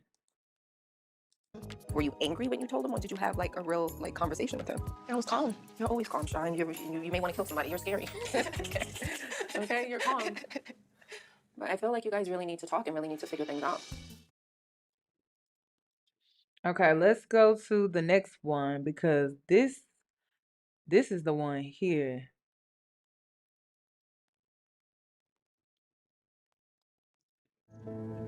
So, I have a question for you. If you were with someone for 3 years who lived out of the country, such as me. So now she's trying to decide what she should do with her life when it comes to this soccer player overseas. Should she take the next big step in the relationship, or should she cut her losses and go back to being single because she feels like she doesn't have enough experience yet because she's still young. She's 21 years old. She has so much life ahead of her and she doesn't have that much experience. Would you move there with them when you guys both have different dreams? Honestly, that's a tough thing to answer. It's not Don't like answer as my mom, answer as another woman. The thing is like he doesn't live like in another state here. Like he lives out of the country, and it's like for you to leave everything behind, you're now starting to establish life, and I feel like for you to go out there, it's a little scary. One of the main issues that I have with Shaniece thinking about moving overseas is her relying on Zach. I always tell her I know what it's like fully relying on a man for support, and it sucks. It sucks because what happens, they have full control of everything in your life, and they know it, and I feel like you have less power, and it's not a good feeling. Ultimately, I want you to be happy. But then there's that selfish part of me where I'm like, no, we're like together a lot and Leo won't get to see her like that. And it's hard for me to be able to co-sign something like that. So. Okay, but what would you do? I have the answer. I think you would go. You think I would? Yeah. I don't know. I feel like if you're thinking about making. Did you hear what she said? Evelyn, your daughter been seeing you chase men majority of her life. and you're trying to tell her what to do with her life when it comes to a man, and she already knows that if it was the other way around, you would do it. That's basically what she's saying. Evelyn is not lying. I feel like Evelyn is once again speaking from her hardships when it comes to men and relationship trauma that she carries. So she's being honest. But again, Evelyn, that's not what you wouldn't have done that. You would have went. You would have moved in with them. Why? He has money. A decision that's going to truly affect your life, you need to really feel like that's the right thing. For example, me being with Carl felt 100%. Me planning a baby with Carl felt 100%. So I feel like even if you have a little doubt. And then the irony of this is insane because that relationship with Carl didn't work out either, Evelyn. So I found it interesting that in this reality show that she felt secure enough to feel like she's the spokesperson for relationships, and the whole time this man eventually cheated on her. So listen to what Shaniece has to say. Doubt. Stop trying to make this fairy tale relationship that you really feel deep down inside is not going to work. That should stop you. Do you understand what I'm saying? Every time I made a major decision in my life and it's failed, I always knew deep down inside it felt a little iffy. You know, me getting married, I felt like that was a little iffy, but I still did it. But you know, I always think to myself, Did you hear her say that? So she just said that, right? And then the relationship with Carl did not work out. Did she feel that iffiness then? But she still went through with it. This is why Shaniece doesn't really know. I think she doesn't know how to take her mother's advice. She just does not know how to take her mother's advice at all. as your child, when I told you that I didn't approve of your relationship and your marriage, why didn't you listen? That wasn't a trigger point. I didn't want to go to her wedding. That's how much I didn't like the relationship. I think that was the part about that day that upset me the most. That she went down that aisle knowing I didn't like my stepfather. When you're on the And she's talking about Chad. outside looking in, you can see clearly, right? Like, I don't know, things are a little off. I'm not really feeling it. I don't really think that this person is great for my mom, right? But when you're in a relationship that's toxic, it's hard for you to see that clearly. And mentally, you're there, but you're not there. If you even feel remotely that you don't know, like, you have to go with that, because I felt like that and I kept ignoring it. Well, maybe things will get better. No, it's not going to get better. It's a situation. That taught me so much. And even though it was, I would go through it 1,000,001 times, because he gave me my son and he gave me Carl.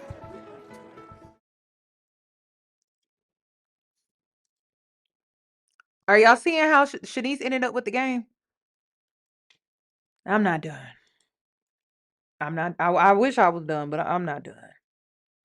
And I'm gonna tell you where I got the jealousy thing from too. I'm gonna have to show you where I got that from. I think it's. You're not talking to me? Well, I don't even know what to say. I really don't even know what to say. I feel like you move into your. So the title of this episode is called "Why Evelyn Calls Shaniece's Shocking Decision a Bad Idea." So she's considering, around this time, she's still having this conversation with her mom. She's considering moving overseas with the soccer player. And around this time, it seems like she kept going back and forth. Like, first, he was saying he was moving to LA and then they were going to get a place together. And then she was saying that she was going to go move out there and live overseas with him. And it was like this back and forth thing. So she calls out her mom that, well, you've made a lot of bad decisions, or you've had some bad ideas too. Like, she throws it back up in her face. Europe is a stupid idea. I do.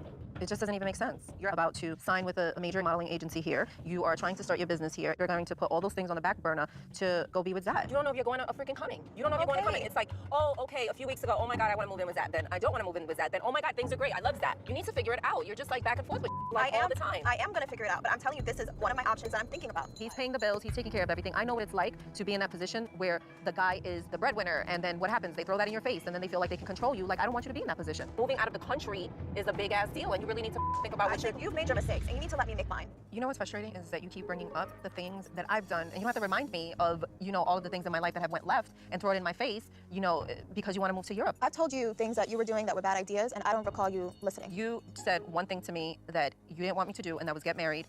And yes, The biggest thing of your life. I just feel like you're the queen of doing what you want to do, when you want to do it, how you want to do it. So technically, the apple isn't falling too far from the tree. Ooh, You're always butting in. ooh, girl. Ooh. When I was doing the research for this video, I said, "Ooh, girl, they need therapy." That's why they showed up on the podcast episode Game Changer. That's why they showed up the way that they did. Messy. They need therapy. Evelyn needs to respect Shaniece that she is not a child anymore. And I think another layer to this mother-daughter duo, I think it was more so Evelyn wanted Shaniece by her side. She didn't want her to go overseas. She didn't want her to have her own life and have her own experiences.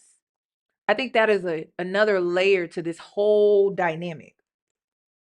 Okay. Also, you have to understand too that Shaniece has stability, beauty, and youth at an age and time that Evelyn did not. And I believe that that was another reason why she is jealous and resentful towards her daughter as well, which is another reason why I think she didn't want to see her go. Because no, like, why should you be able to live your life like that at 21 years old and I was at home changing Pampers?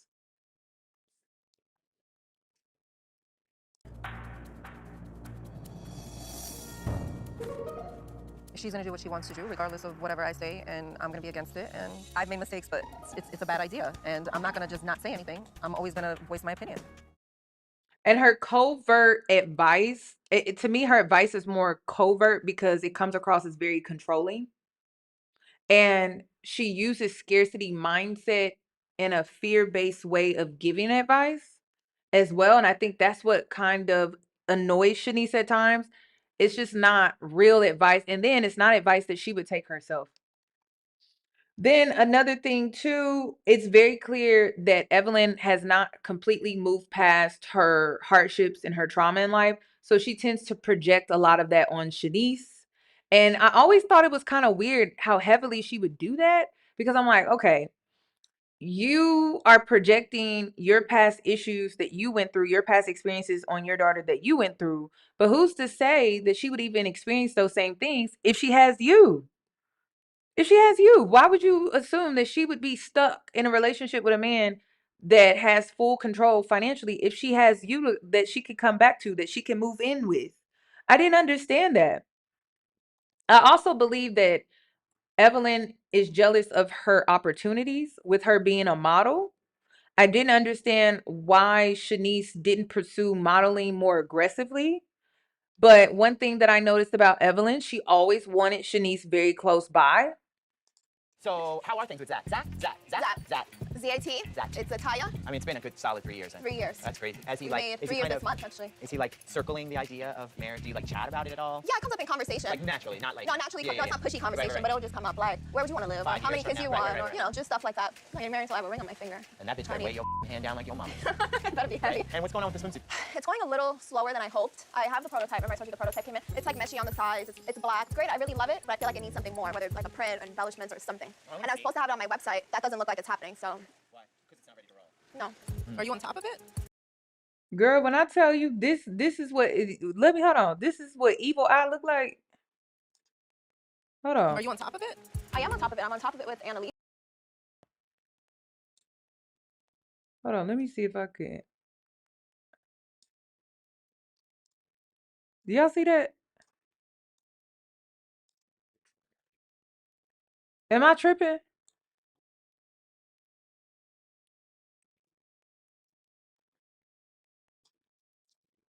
It really do give she's hating on her on the low. And it's to me it comes across as jealousy because she feels that she can do it better than Shanice, but she's not Shanice. So her advice comes across as very manipulative. Like it's not real, genuine, nurturing, maternal advice. There's always like this controlling, manipulative undertone or underneath this layer of this support that she seems to give or this advice that she seems to give. There's this layer of control and manipulation. And it's the reason why Shanice is what 32 years old and she seems so sheltered. Her mother has smothered her. She's been very controlling. She is like a Velcro mom too, where she just won't let her go off and have her own life and have her own experience at all. And she kind of comes across a little competitive too with her as well.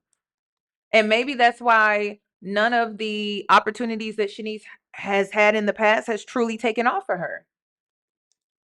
I have it on my website. That doesn't look like it's happening, so. Why? Because it's not ready to roll. No. Are you on top of it? I am on top of it. I'm on top of it with Annalise, and I don't know how far to push her. If you have a deadline, you have to push people to get to that deadline. You know what I'm saying? Because you're a little nice. And you I'm don't not want nice. to. You are nice. You need not to be nice. I'm not saying be a bitch. I'm not saying be rude. I'm not saying be disrespectful. I'm sure Oprah was a bitch a couple times in her lifetime. I can't help but to want to chime in because I feel like she's just a little too relaxed and she needs to be a little bit more of a go-getter and a little bit more aggressive. You just get to hurt people's feelings, and that's all great in life, but in business, you need to be different. Like, who gives a about your feelings? I need this out by this deadline, and let's figure it out. But I do have the prototype. It wasn't like she didn't. I like the style. It just I needs just a little feels like smudging. something. Yeah. You need to be like more on it. Like, if you have to tell her, look, we got to work night and day to meet this website deadline, then she should want to do it. No, but she did as she was told. I don't know how far to push her. You push.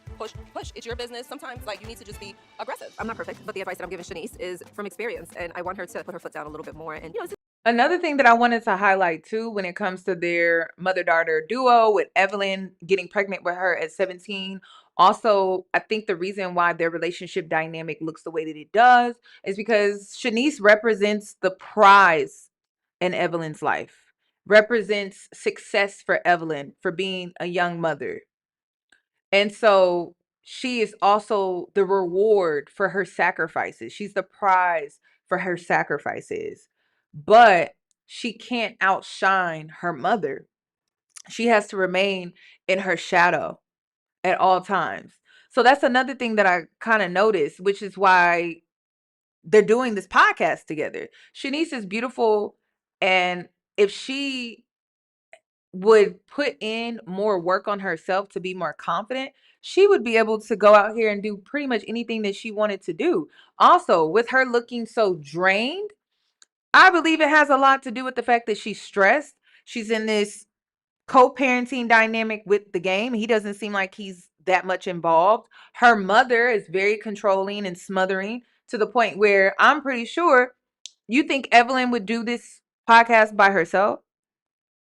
Who would work with Evelyn close with Evelyn on a day-to-day basis where she could do this podcast? It has to be someone that she can control. Let's not forget that how Evelyn shows up when it comes to Jennifer, very controlling, right? It doesn't seem like Evelyn knows how to foster relationships with other women that she can't really control like that. So it's not shocking that she has that type of relationship dynamic with her own mother. I'm sorry, with her own daughter. It's not shocking. And then she was so concerned about Jennifer and her scamming as is that her husband, fiance? But girl, what about your daughter in this relationship with the game? So I believe that she's using her daughter for her youth, being able to connect with maybe a younger audience to even have a podcast. this is her livelihood, this is her life, and it's something that's important to her, so you have to really get it going. Since you're so bitchy, you want to help me? No, that's your business. That's your thing. I'm just giving you a little piece of advice. Why don't you want to help? Because I got too much going on as it is. I feel like me not being so involved in her business ventures, I feel like it's the best thing. I want her to find her way, and I feel like this is a big deal, and I want her to take charge herself. And listen, that sounds great. I want her to find her way, but she really doesn't give her the space to do that. And she undermines her own choices and decisions while giving her the space to figure it out. Okay, if you really are allowing her to figure it out, why are you undermining her personality, saying that she's too nice and she's this and she's that? It's like if she needs to figure it out and find her own way, then she has to learn to be more assertive. It's the reason why Shaniece doesn't know how to be assertive now. Y'all get what I'm saying? Even when it came to the podcast interview that she was doing with her baby daddy, she didn't even know how to assert herself when it came to certain things that he spoke about. I think we want to have a glass of wine. Yeah. Evelyn in her lecture. I'm just saying, stop being Miss Nice Guy all your life. I'm not Nice Guy. My mom has no idea what's been going on, and I just can't handle another person's opinion. It had nothing to do with being a nice guy. It just didn't work out as planned. Wait, are you guys leaving me? No, I'm about to jump in. I'll leave you. She's getting a drink. Your energy sucks. I asked you for help, and you didn't want to give me help, and then you want to give me a lecture about being a nice guy. My energy sucks Your because energy I'm giving you sucks advice. balls. All right, sure, whatever.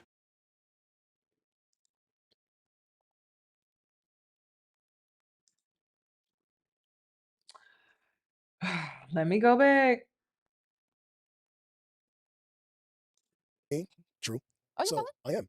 So I don't feel slighted by someone But you are trying to felon. like throw like my past at me. Yeah, I'm a felon. My mama know I'm a felon. My kids know I'm a felon. My fans know I'm a felon, and that's just what it is. I don't try to duck who I am as a person. You know what I'm saying? Am I in jail? Absolutely not. Made some mistakes in the past. Yes, I have. I was young, a little misguided. My father died a long time ago. Even when he was alive, I didn't really lean on him for advice the way I should have. The way my children can to me. So yeah, I made some mistakes. I'm not like one of those who's gonna hide or mask my face because I have a fear of somebody being judgmental about who I was at one point in time in my life. What I do know for a fact is anybody that's speaking my name, right, will not say that, and if they see me. Because one or two things. Number one, I am a felon, and number two, I'm gonna get off in your ass in person. Like I'm gonna get off in your ass. So you're not gonna even come at me like that. So do it for the show. Do it on the internet. It's all cute. It's all cool. I can't really snatch my TV off the wall and break it across my knee because I'm mad at you. But when I see you in person, and one day I will have that same energy. It's all that I ask. I'm not doing the back and forth on the internet. And 10 out of 10 times when people see me in person, they don't have the same energy. So cool, have at it. Yeah. How many felonies do you have? Oh, Blaze you know is what? gonna ask one day. Yeah, So I think like on record, 2 on record. that's not bad. It is bad because we live in a 3-strike state, so it is pretty bad. One of them was a wobbler, so I ended up getting that expunged. And like what a wobbler is like you get to like after a certain amount of time you can go back in if you don't commit any more felonies, you can get it to a misdemeanor. So that's where I am with one, and then I'll over time I'll get the other one down, and yeah. But this was what, like when you were in your 20s? Like what? 30s. Ever since my 40th birthday, I've been like one with God. You know what I'm saying? And So Shaniece, let that sit in. You 32 years old.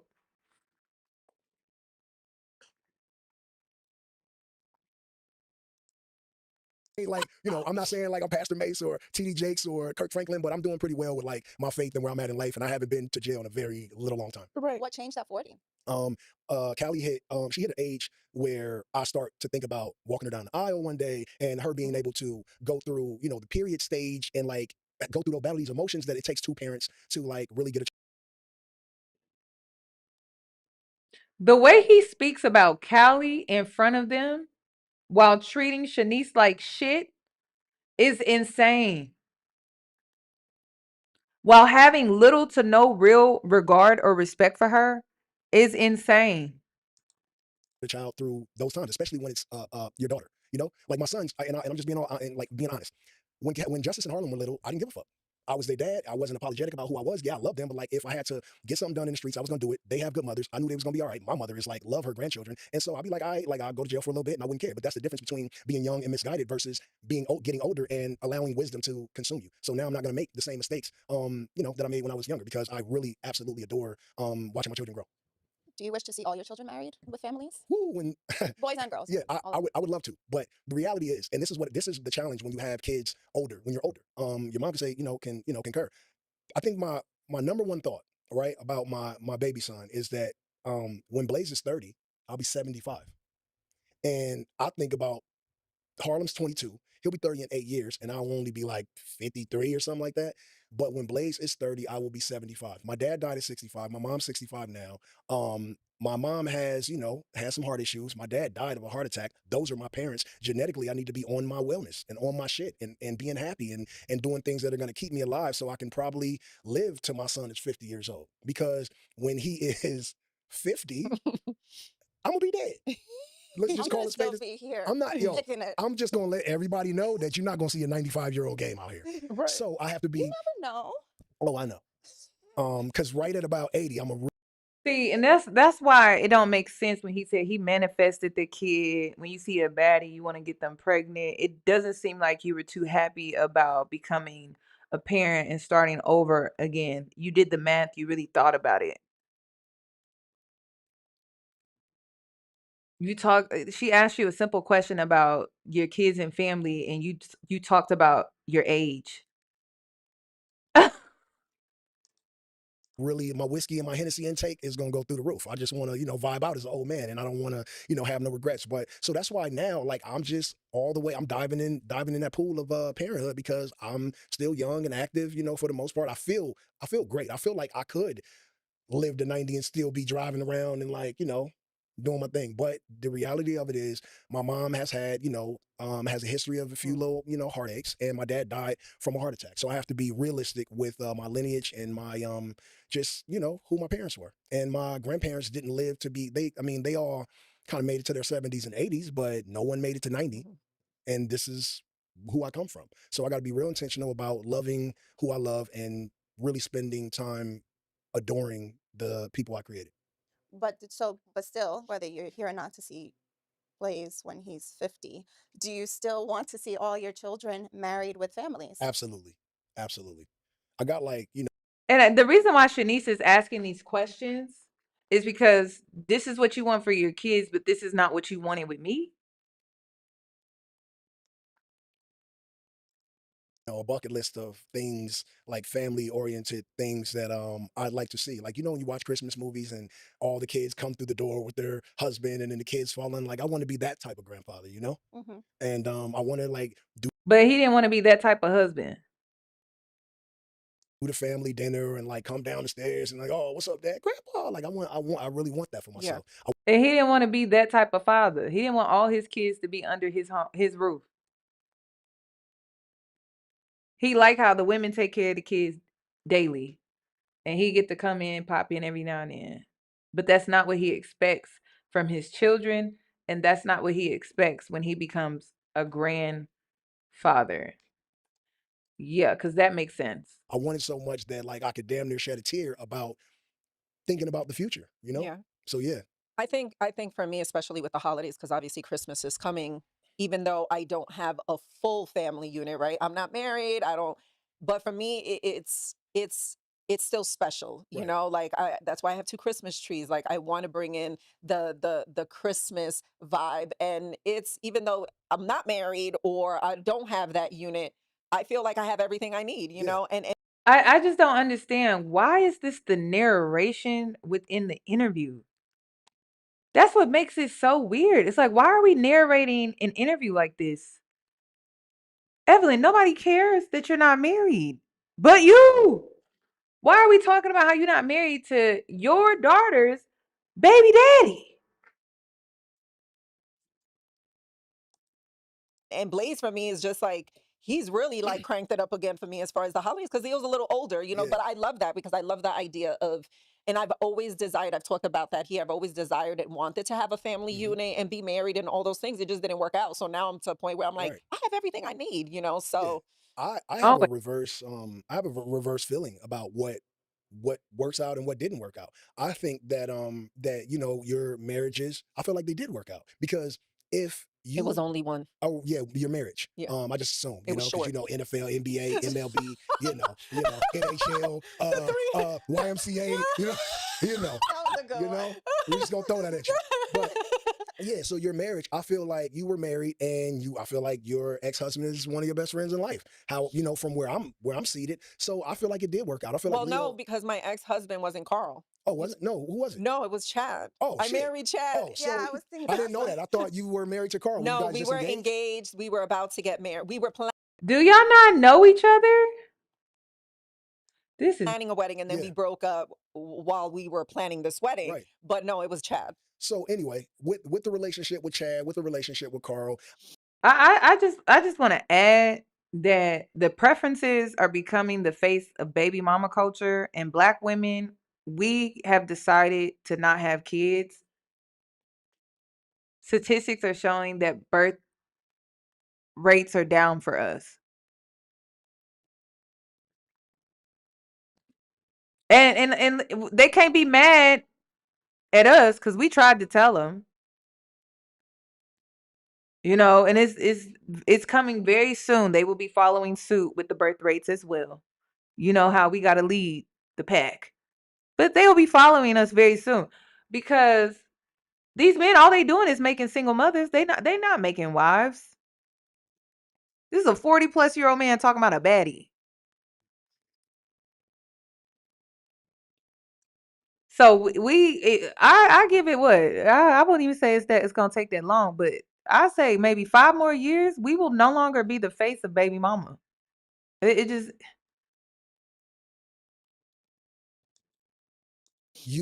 I'm pretty sure you love who you are today.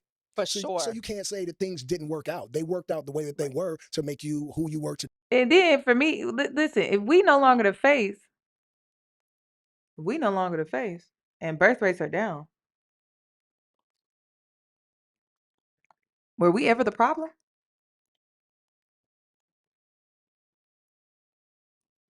Because they said we was the problem. We weren't this, we weren't that. We were too much of this and too much of that. Okay. Bet. Birth rates are down. We're being removed as the face. Okay. And also, I've been meaning to say this. I've been meaning to speak on this. Remember when I said that white people were about to experience something that they've never experienced before? I said this last year, 2025, was getting dragged. That their white privilege was expiring. Did I not say that? Did I not say that their white privilege was going to expire and that it was never about them being white? It was never about racism. That was an illusion. That was a system that was in place. It was systemic. They don't need that anymore. We've seen 2 Caucasian people killed by ICE. Did I not say that? Hold on. Let me do my Raven Baxter.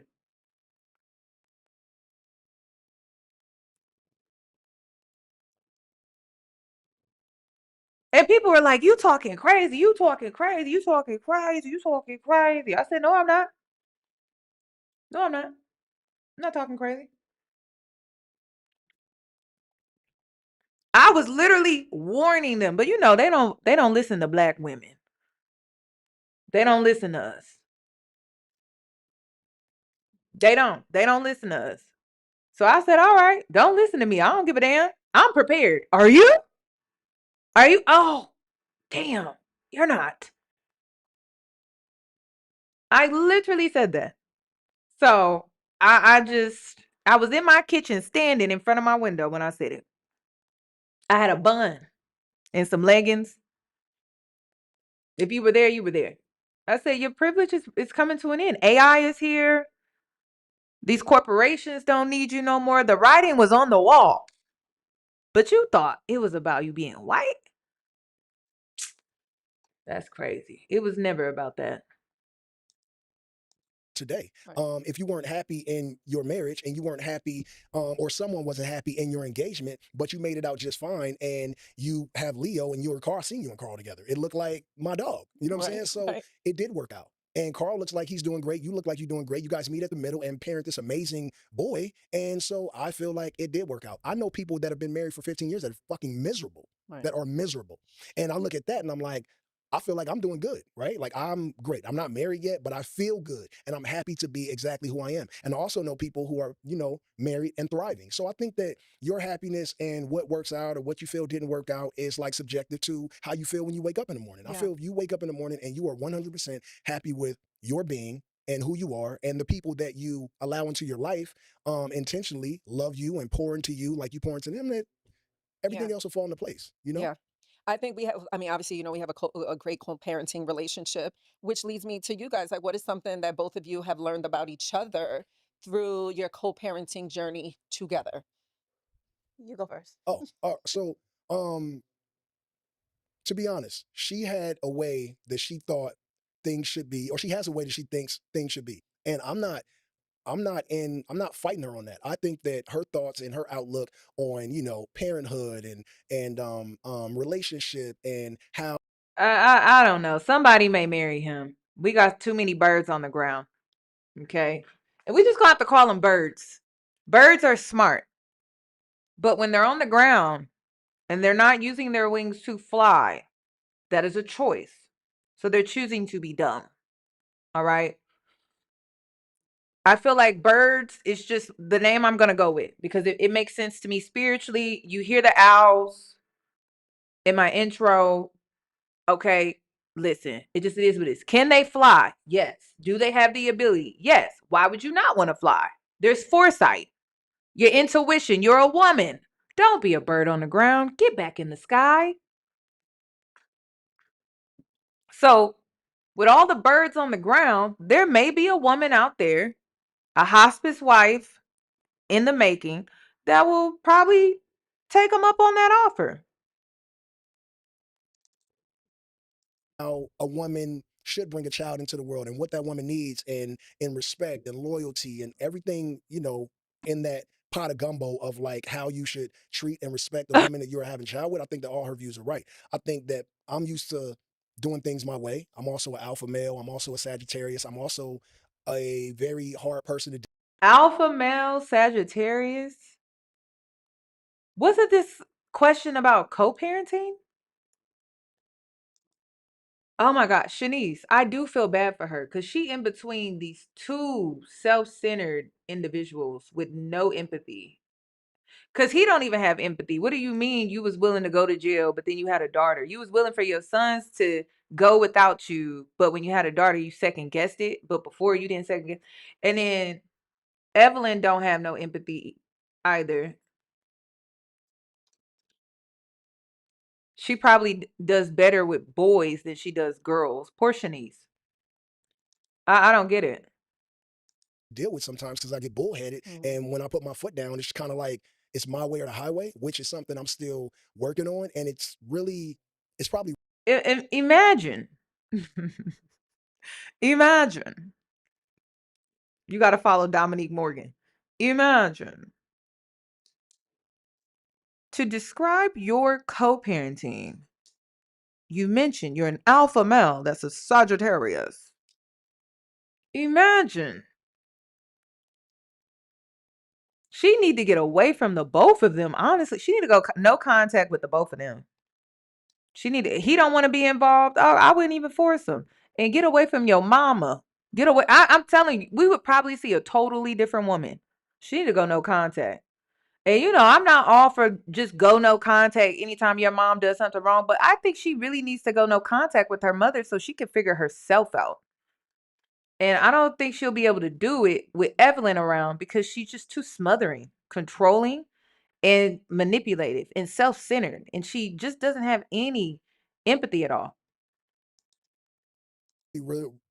got real difficult for her in the beginning stages because she felt like, why are you so Bullheaded. yeah, and I'm so like calm and patient and trying to figure it out. And I don't think in the early stages that I gave her enough grace to really live it how she saw fit. Yeah. Yeah. Go ahead, Shaw. What was the question? To learn about men? Yeah, like what have you learned? The man talked in circles so damn much. She said, what was the question? Shaniece was like, what is the question? Y'all wondering why Shaniece look older? It's because she's literally by these people that are draining. Could you imagine? And then she's sensitive. She got to get away from them. These are parasitic people, meaning they need their ego stroked a lot, aggressively, extremely. They need to be praised, acknowledged. She need to get away from them. Y'all talking about she looks older than her mom? Well, it's because her mother is draining her beauty. I mean, how many times do you think she has to compliment Evelyn on how good she looks at 50? Probably a lot. Because co-parenting sometimes, I mean, obviously, especially, it's not easy. Co-parenting with someone's not easy, no matter what Yeah. the situation is. We had a few months of like fire with fire, Yeah. Well, thank you for saying that you didn't give me enough grace because I do agree with you. And I think a lot of my anger came from you not delivering what the expectations were. Yeah. So we'll leave that there. But I wish she would have went into the expectations. Was this involving commitment, marriage, or was this involving him showing up for you in Blaze? Was it both?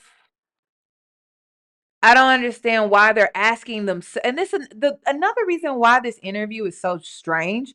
They're asking themselves questions that they already have the answer to.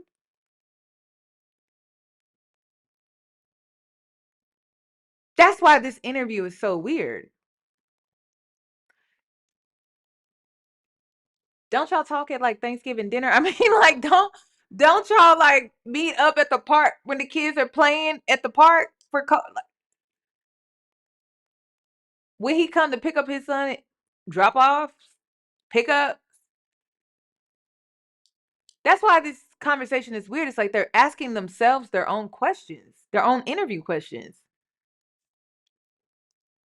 I think that I had to learn how to, when I'm done with someone, I'm done with them. And because you share a child, you can't necessarily be done with them. Yeah. That was shade. That was shade. So I think I had to learn how to wrap my mind around the fact that, Because she said she was done with them, aka him. And then why they keep doing this third person shit? Like, that's another thing that's very strange about this interview. There's a lot of, hidden animosity here too. I'm picking up on. So she said to his face, when I'm done with people, I'm done with them. But it's kind of hard when you have a child. And Shaniece, you didn't think about that?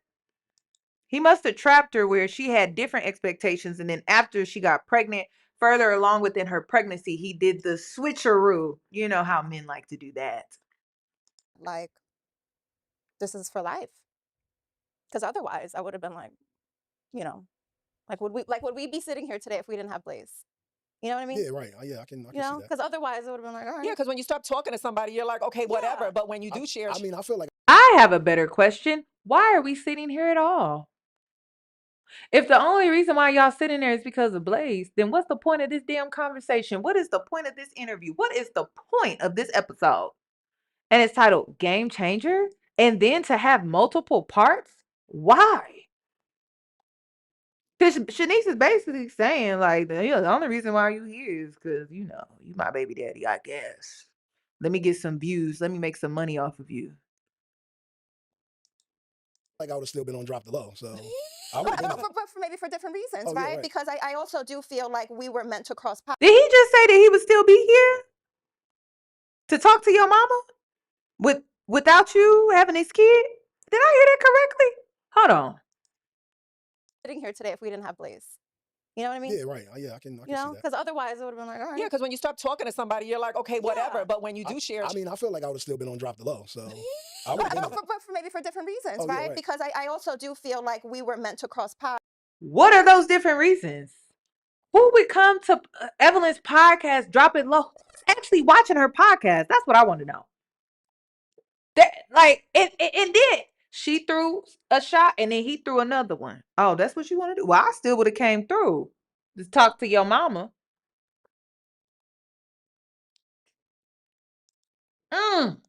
In whatever capacity we were meant to cross paths in. And we were having this conversation the other day by like, well, in my opinion, the universe and God doesn't make mistakes. So Blaze was supposed to be here. You were supposed to be Blaze's dad. We were chosen to be his parents. So I think that I just had to learn how to grasp with the fact of like, okay, this is a situation in which you have to stick around. Me. Right. That's not my thing. That's not my dating life. There's like one ex that I ended up being friends with like a year or two after we broke up. But so I think that's what I had to. Yeah, I think I will say I'm proud that we're able to do this. Yeah. Because there were a few bumps in the road. And I know for you being a new mom, having to figure out how to co-parent with this person. He's a bullhead, he's a Sagittarius. You're like, you're a Gemini, but you got a little, I don't know what you're rising. Or something Yeah, I don't know what you're.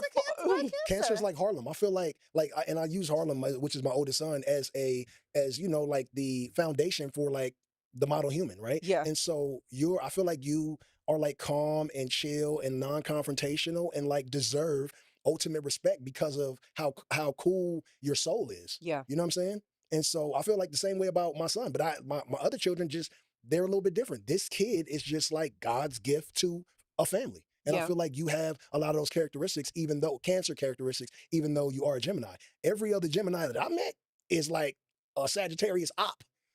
But do you see how they talk about, they're basically discussing her spirit.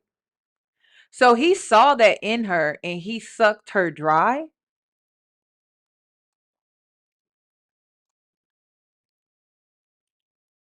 He sucked her dry. And I feel like they both kind of suck her dry. Smothering, he trapped her sexually. He used her sexually. if you will. I Like think that's what BB, she was going to. yeah. Well, because even though you are a Gemini, which is what, an air sign, Yeah. you still have a little Is fire. that You like airhead? like an air, is that an Hey, airhead? yo, because sometimes she be having her down moments. Well, you know what? I always laugh at God sometimes because I'm like, it's really interesting the kids that He gives you, right? And the fact that I gave birth to like a yogi is always funny to me because we're the opposite. I'm Yeah. very much like you because we are Sagittarius and we are bullheaded. So Shanice is blessed because you got two Saggies around you. But I had to be the opposite. You're right. You're right. Like, how You're else right. was And I we gonna- look at you like you're crazy sometimes. Yeah, and me, for me, I haven't even watched this all the way through. Girl, Shanice, girl, you need to get away from them. For real. You need to get away from they are your ops, honey. Your mama and your baby daddy. And that's crazy to say. That is crazy to say, but you need to go no contact with your mother and you need to get away from your baby daddy. for me about her, right? Like, I think you're kind of the same way. Like, we talk This is every crazy. day, every other day, about like life in general. But I think that, like my baby mama is like a special person. She's a real special person. I think she's a better person than I am. She has a way more reserve and like study, calm, almost like a perfect human being head ass nigga. Like, I feel like that Thank about you. you. I don't feel like that about myself. I feel like I'm like got some fucked up shit going and I'm still trying to like balance out my low rider. Ooh. But for you, I tell your mom this behind your back. I tell people to ask. Like, remember when Evelyn was by the pool and she was like, you too nice. You too They are beating this girl down. She really do need to get away from them though. For real. I don't know how she dealt with all of this with postpartum, your crazy ass mama, then this controlling bullheaded man. I just she need to get away. And then do you see how similar the game and Evelyn are? Do you see how Shanice ended up becoming a baby mama to him though? Like a single mother to him? She basically attracted her mother in the male form. And I noticed that when she feels drained, she shuts down, she withdraws, she probably self-isolates a lot. Oh my goodness. It's like you are an outstanding human being. Thank you. It's a little weird to someone who doesn't know how to appreciate it at times because I never met anyone like you in my life. This And I tell is everybody that. sad. But the thing that I say the most is that like how great of a person you are. And so when I think about who my son will be in the future, like I know he ain't gonna be no punk. I know he's gonna be athletic. I know he's gonna be tall, but I know that his heart and who he is in his soul is gonna be great because of you. Yeah. And I believe that and I know that wholeheartedly. And I won't let anyone, like no one in the world, like tell me otherwise. Yeah, you brought tears to my eyes. Yeah. Thank you. That's very sweet. But that says a lot about you and your motherhood. And it says a lot about your mother because I met your mother and she is that. Damn, you can't even just compliment Shanice. You gotta compliment Evelyn through Shanice. Shanice, girl, get away from them. Get away from them. This is crazy. And I'm so glad I promoted my Patreon video, Parasitic Energy. Check it out because this is the relationship dynamics that I was talking about in that video. This is a great example of what I was talking about. That parasitic energy and the way they complement her spirit, because it's really her spirit. It's predatory in a way. So it's like, oh, so you know how nice she is. You know how caring she is. You know how graceful she is. So you're able to weaponize that good nature within her for your own benefit. And I believe the game has done that. And I believe Evelyn continues to do that. And it's the reason why she's in this situation. Oh, She's a Sag. She is she. Oh yeah. She's a So Sag. again, she raised you, Yeah. and then you raised her, and you figured it out. And a lot of people like you don't get enough credit. Like having a baby at what 17? That's fucking crazy. Yeah. If Callie has a baby at 17, nobody lives. The baby, the daughter, like like I don't like I can't. So the fact that you did that, and then you're sitting on the couch, and you guys are twin beauties, like that is amazing. And a lot of people out there, hella, we are the again, he doesn't compliment Shanice unless he speaks just on her spirit and energy. He doesn't just compliment Shanice, he compliments the both of them at the same time. This is crazy to me. I've never seen anything like this between a mother and a daughter. Does anyone relate to this situation when it comes to their own mother? This is awful. I want to give you a hug. This is awful. This is awful. This is awful. Yes, she was raised to comply. Absolutely. Damn. the judgmental motherfuckers. Like they gonna see this and find a way to pick this apart and tell us we ain't shit. You know, and you over there, greens, beans, potatoes, YMCA, NBA, NFL. Like, you know, I look at people saying shit about you and we talk about it. And I tell you, like, we gotta laugh this shit off. Right. You know, because the person that's saying it or the people that are, you know, spraying it, they look in the mirror, they do not love themselves. Right. I fucking love myself. I know she loves herself, and you absolutely adore yourself. So I mean, people got to vibrate at their highest frequency. Right. And you can't really give a fuck about people like trying to tear you down. And I say that to, you know, other celebrities. Like sometimes I see like Cardi B feeling the way about somebody saying some shit. Fuck, if you Cardi B, fuck you. Right. Like, fuck you. I'm Cardi B, nigga. Like, what are we talking about? Right. So it's like, but you know, I know women are working with different type of emotions and shit like that. But for me, being a man and an alpha male and a Sagittarius male, like, I don't give a fuck who says what. You know, like, say whatever you want on the internet. But like, if you see me and you say it, then obviously we're going to have issues. Right. Obviously, a baby might be coming to see me in jail or some shit. And, you know, you'll have people out there to say, oh, you're going to jail at 50 about my family. I am. Absolutely. You know, I thought, you know, most people say, well, you know, you got a daughter, you better get your shotgun ready. Like, I take that shit literal. Like, if you violate my daughter, I'm going to spend the rest of I've already lived a great life. I'm almost 50 years old. I'm going to do 25 to life for the disrespect of California Dream. Period. She knows it. Her mama know it. Everyone that knows me knows it, that I'm going to die about these children. And especially the girl. She shall be protected and respected at all times. That is my princess, and she deserves to live a full life and be as happy as possible. And I'm going to afford her that. Y'all got some. Get Shanice's face. But what about the women in your, what about me? What? And then Evelyn says nothing. She just looks at her daughter. And isn't it a little odd though? It is a little odd, right? It is. It's a little, I don't know, it's a little excessive. This is, like I said, this is very strange. The whole thing. The whole thing. It makes no sense how he goes around treating other women, but when it comes to his daughter, nothing. I'll do life. I'll do 25 years to life for her. But I can't even treat women with respect. But I expect from other men. Like, that's very fucking delusional. And then oftentimes daughters pay for their father's sins because it's an energy. There's a cord that's there. It's very strange to me. He speaks very highly of his kids, his older kids, but I don't know. Maybe it's because Blaze is still young and he hasn't really been able to bond with him. You know how those older men are, you know, like Nelly. Oh, I'm not gonna be hands on until he get older, or I'm not doing it. You know how it is. I feel like the similar stance that Nelly has is the similar. I'm getting a similar stance with the game that Nelly has when it comes to the fact that he's an older male and he had a child. He does not want to be hands-on. He doesn't want to be involved until the kid is much older. Some white teeth. They got like the whitest teeth. Really? I feel like I need to get my white end. Yeah, I feel like I got my grilling because my shit like Virgil, like off white. You got a white end. You know? Yeah. Yeah, I got white ass teeth. What do you feel Blaze deserves most in this life? Sheesh, that's a good question. I just feel like he deserves ultimate love. I had the same answer. Oh, really? Yeah. Ultimate love. Yeah. He deserves ultimate love, especially in the world that we brought him in, which was a topic of, you know, early, you know, like in the early stages when she was like first told me she was pregnant. We talked about the world we were bringing him in and what it was going to look like and what it was going to take to raise him. And I think that I think we got it though. I think we got it. But ultimate love, and he's been getting that. You obviously because he loved me, but he don't really fuck with me like that yet. But because he went shop every single day, all day, and I drop in, pop in to make sure like at this point he know exactly who his dad is. But he loved me the most when it's time when he needs me to get him out the crib. I am the crib, lift her upper, and for those 30 seconds, like, you know, he loves me to death. But like that is at this point right now, that's her child. But I know how parenthood works, and I know that it'll come to a stage where it's daddy, daddy, daddy, and so I'm just super amped about waiting for that. But like the joy that I see in the interactions between them two, it would literally make you cry. I told you. I haven't even watched this. I told you he probably takes a similar stance as Nelly.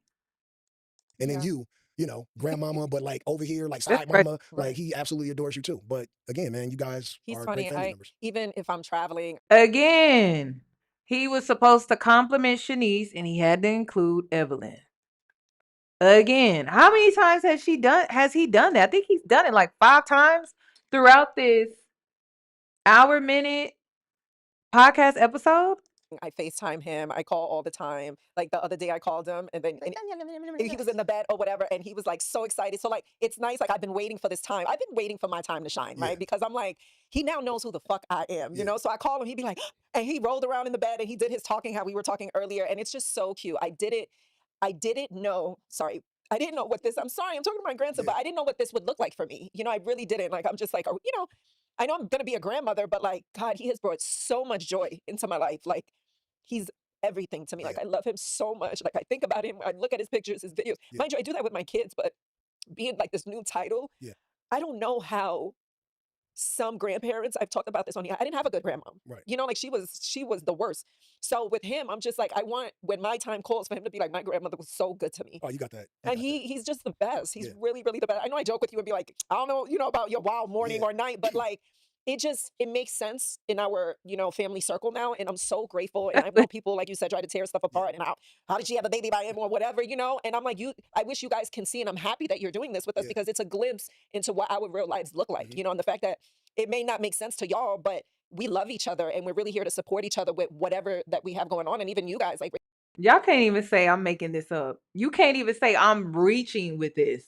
You can't. That's how bad it is. That's how strange it is. You cannot say I'm reaching with this. No, this is not normal.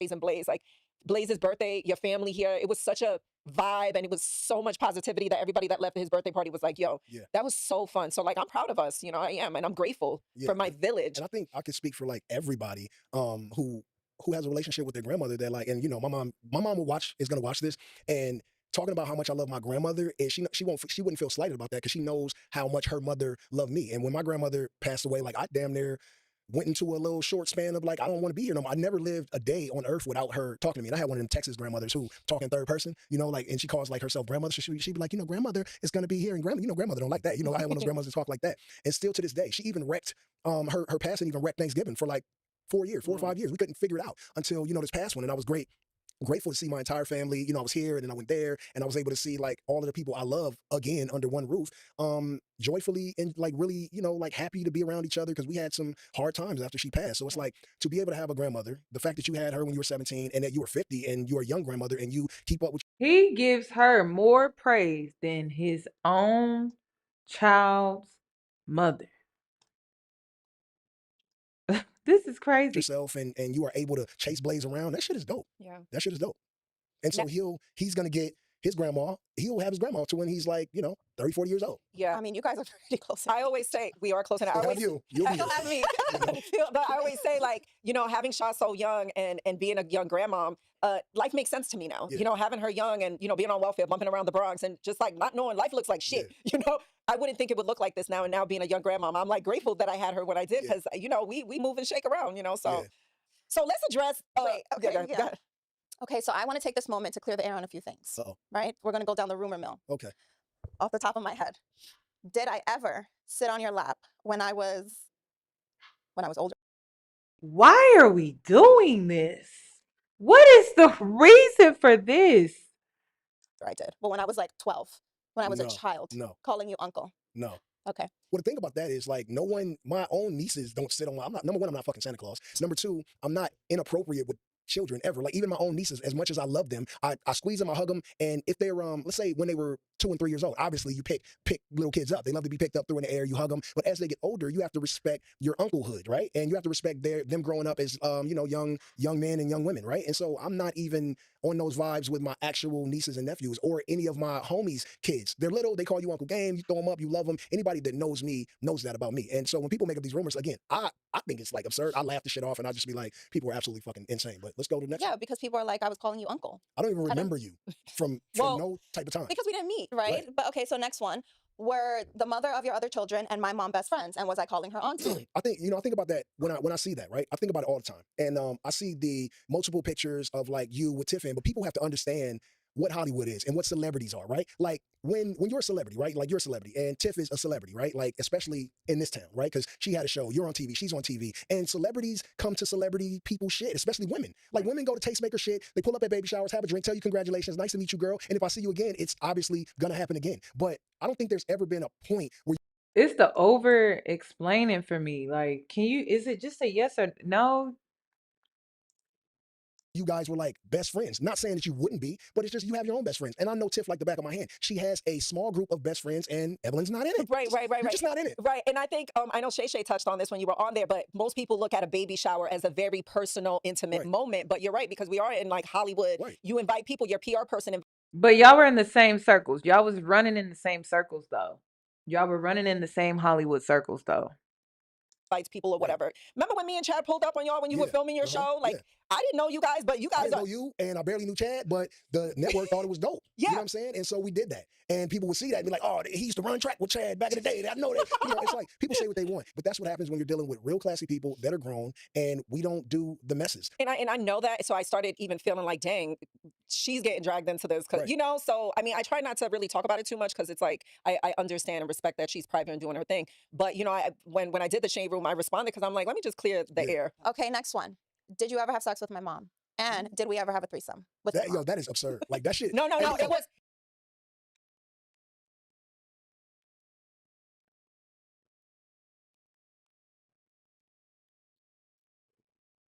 I have no words.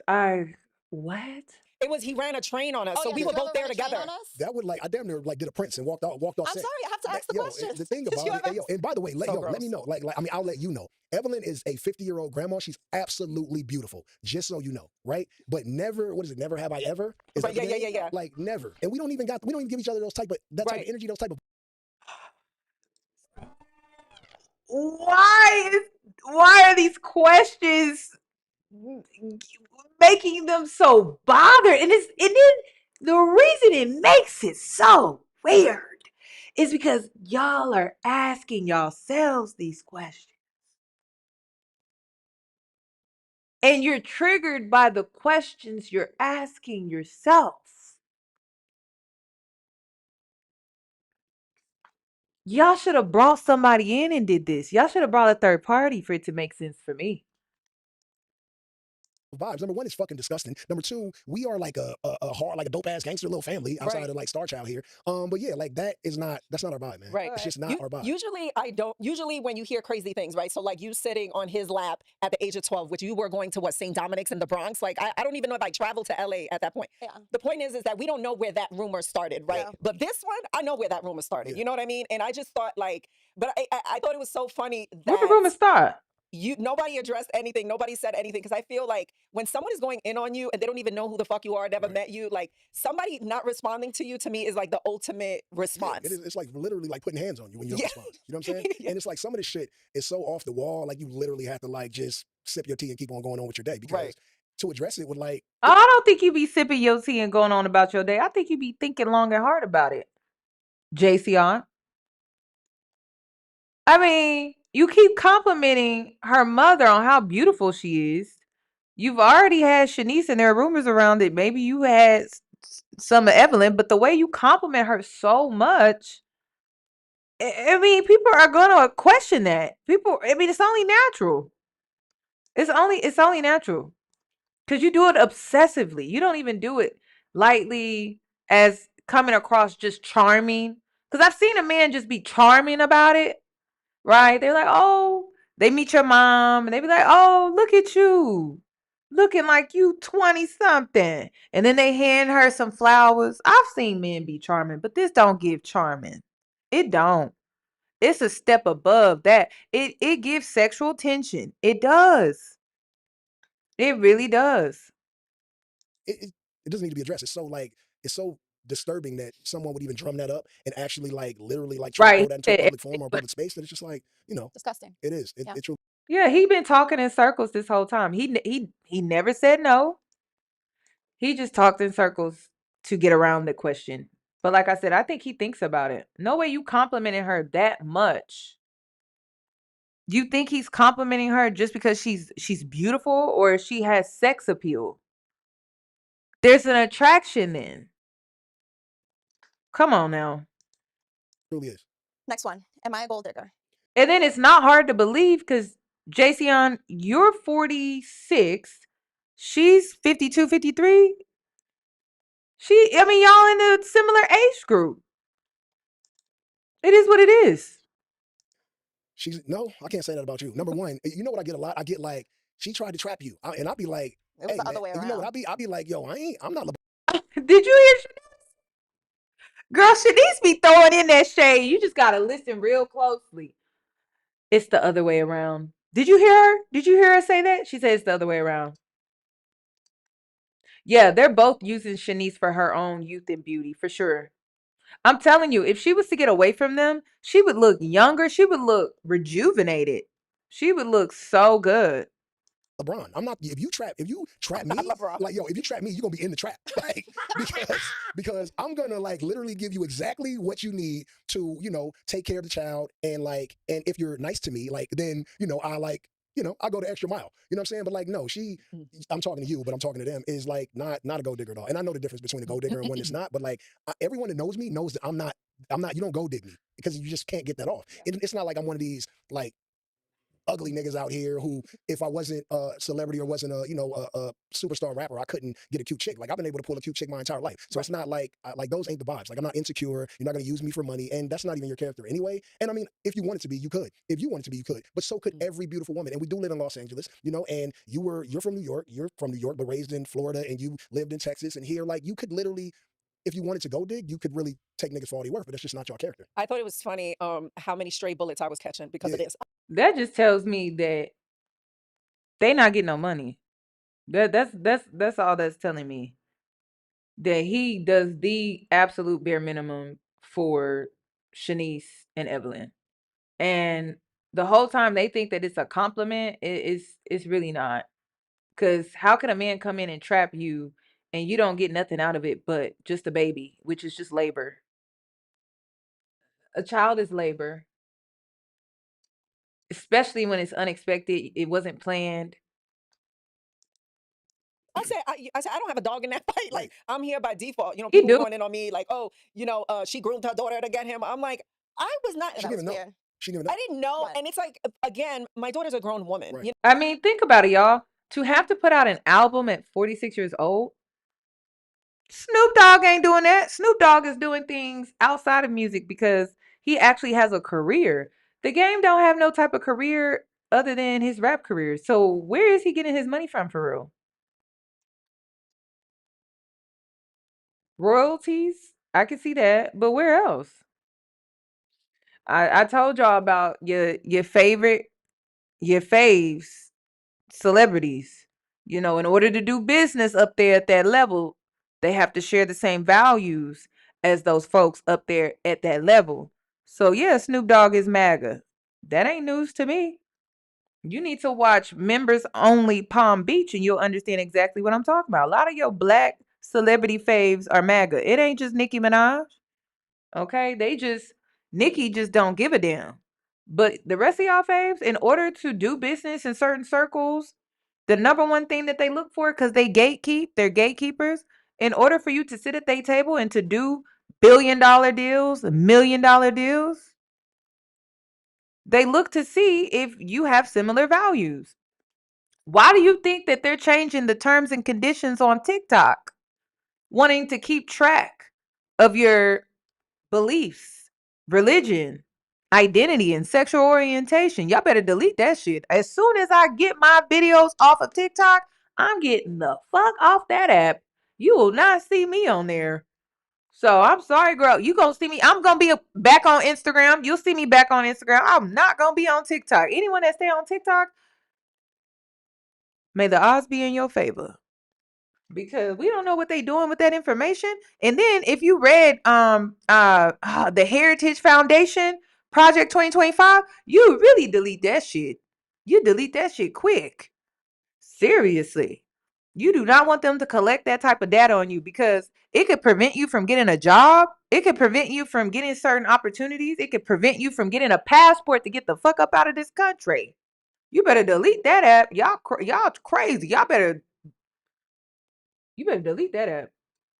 Okay, they just killed that app. Get off of there. Do not have your identity on there. They're gonna be keeping track. You don't know what they're gathering that information for. And the only reason why I'm saying it's probably gonna be that extreme,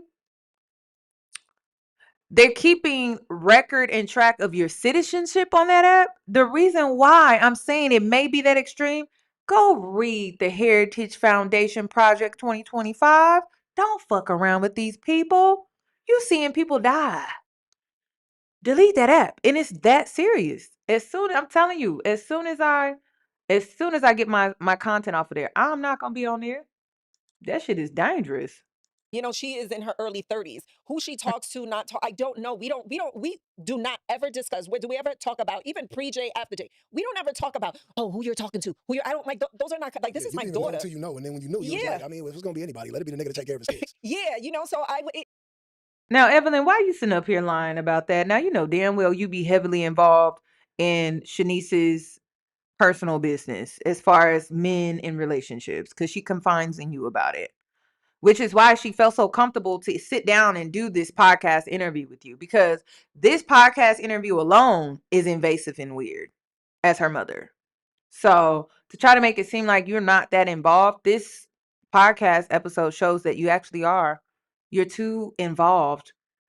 it's kind of like, it was so many crazy things. So that was another reason why I was like excited that you were coming here today, because I knew, you know, I was going to put this whole situation, all that craziness, to bed. Okay. Did I miss any of them? I like this part of y'all should do this with like everybody. Thank you so much for watching the episode. Such a great interview. We will be having a part 2, so make sure to tune in. It was so good. Please like, comment, subscribe, and we'll see you next week. What on God's earth could they be talking about in part 2? What? Like, where are they go? This fried my brain already. I don't know if I could do a part 2. That's what I'm saying. A part 2 to talk about what? Themselves? I mean, the conversation just gonna be between Evelyn and Jayceon. What could y'all possibly be talking about in part 2? Listen, Evelyn, because I know you're the one behind this. You're the brains of this operation. Delete that shit. Do not post it. Delete it. Do not post it. Do not post it. And then, y'all, if I were to show you, I gotta just show you this, just so you can see I'm not crazy. Because you know how people try to make it seem like you crazy.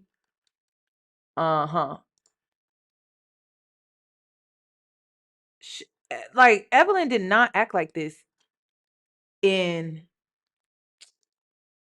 did not act like this in her interview with her baby daddy. Yeah, the challenge is still there, the passion, the fire, and burning. Whenever I guess I don't feel that feeling on the inside to where I feel a need to want to do it, then I guess I'll stop. But right now, it's too fresh. You know what I'm saying? I got the thing going on where we you know, with the catalog, we're making music, and we got new artists coming up, and then, you know, my city, Houston, man, they just got to see me come back, because, you know, it just felt like everybody was kind of. She was giving her daughter advice by being engaged to this man. And they met through a life coach? That's how they met. They met through a life coach. Kind of happy that, you know, I finally felt something. You know, I was just like, damn, I was like, seeing like everybody was happy I felt. So, you know what I'm saying? Now y'all got the chance to see me feel cool. Sorry, y'all got y'all one. Yeah. I got to come But back. I don't think I see it as you feeling, because I mean, you know, those 4 years where I was going to court and dealing with Megan, you know what I'm saying? Like, that really had to like enhance my look. You got to understand. Remember, Leo even asked me one day, "Hey, I heard you was broke," and I was like, "I'm broke, and I'm still paying you still going to school and stuff." You know what I'm saying? But at the end of the day, he did tell me that. But at the end of the day, it's because, you know, the luxury. And then he 44. He 44. And this how he dressed. Where the quarter zips cashmere sweaters? The cardigans. That's grown man. This is giving a child. Stuff. I had to cut back on all that type of stuff in order to just kind of get through. So in Houston, you know what I'm saying? If you've been popping bottles and doing all this stuff and buying purses and doing all this stuff, you know, the first time you're not doing that stuff, they like, oh, something must be wrong. He must be broke or something. But it ain't that. I just scaled back, and I knew that I was coming back. You know what I'm saying? So I was like, yo, I'll take this little embarrassment right now. You know what I'm saying? Where everybody feeling like I'm down and all that stuff. But just be ready for when I come back, because, you know, I'm remember everything that happened in the moment. I ain't gonna forget a face or energy or whatever y'all was throwing my way. Right. You know what I'm saying? Yo. I think it's okay to scale back. School scale back, but, you know, I was living a certain way. You know what I'm saying? And I know as a man, it's really difficult to hear those things, because, you know, you are a man, and But When really, your son takes, it's so okay. I'm like, bro, look at the house you in. Shoot, what you talking about? I mean, when he come to Texas to see me, like, but I get it. That's just hearsay when people talk. When you just like kind of, because when I retired from the Dodgers, I just went into Houston. I went straight to the hood where the house was at before we rebuilt it, and I was just cool with just staying there, knowing that I was gonna get change my life a little bit. Well, Dodgers made a whole front page thing. Actually, is Carl Crawford okay? Where is he at? Like type of shit. I'm sitting there chilling. You know what I'm saying? Living it up. Y'all wondering if I'm like okay, but I guess when you just chill, people just think the worst. Right. Well, Carl, everyone loves a comeback story. Yes, America does. That's what they do. We like to build things up to tear it down just to see it come back up. So hopefully that's the case with me. Right. That will be the case. Yeah. I never envisioned it not being a, You gotta get, you know what I'm saying? We gotta go back up. Family trip, but we taking all the baby, well, not all of them. A couple of the baby mamas, we going on a family trip. Oh. Not all of them. Shit. Listen. Now, one thing I will say is he cheated on her. She got on this dress. Pleather?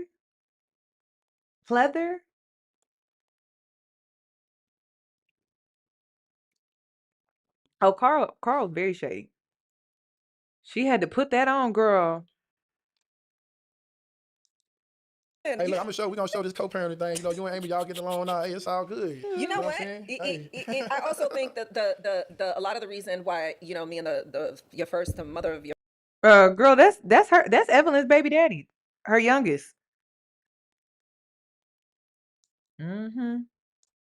your first two kids. I didn't want to say baby mom because sometimes that's offensive, but I feel like we get along is because we're also older. Right. You know what I mean? Like we're older, we're mature. Yeah. It's a different thing. Yeah, y'all a little bit more mature. The rest of them like younger. You know what I'm saying? And they just like in their Houston lifestyle. And they gonna buy the service. You know how it is. Hey man, I just had to donate back to the people back in Houston. You know what I'm saying? I had to come back home and do some shit like that. You know what I'm saying? Go out give me my blessings. Yeah.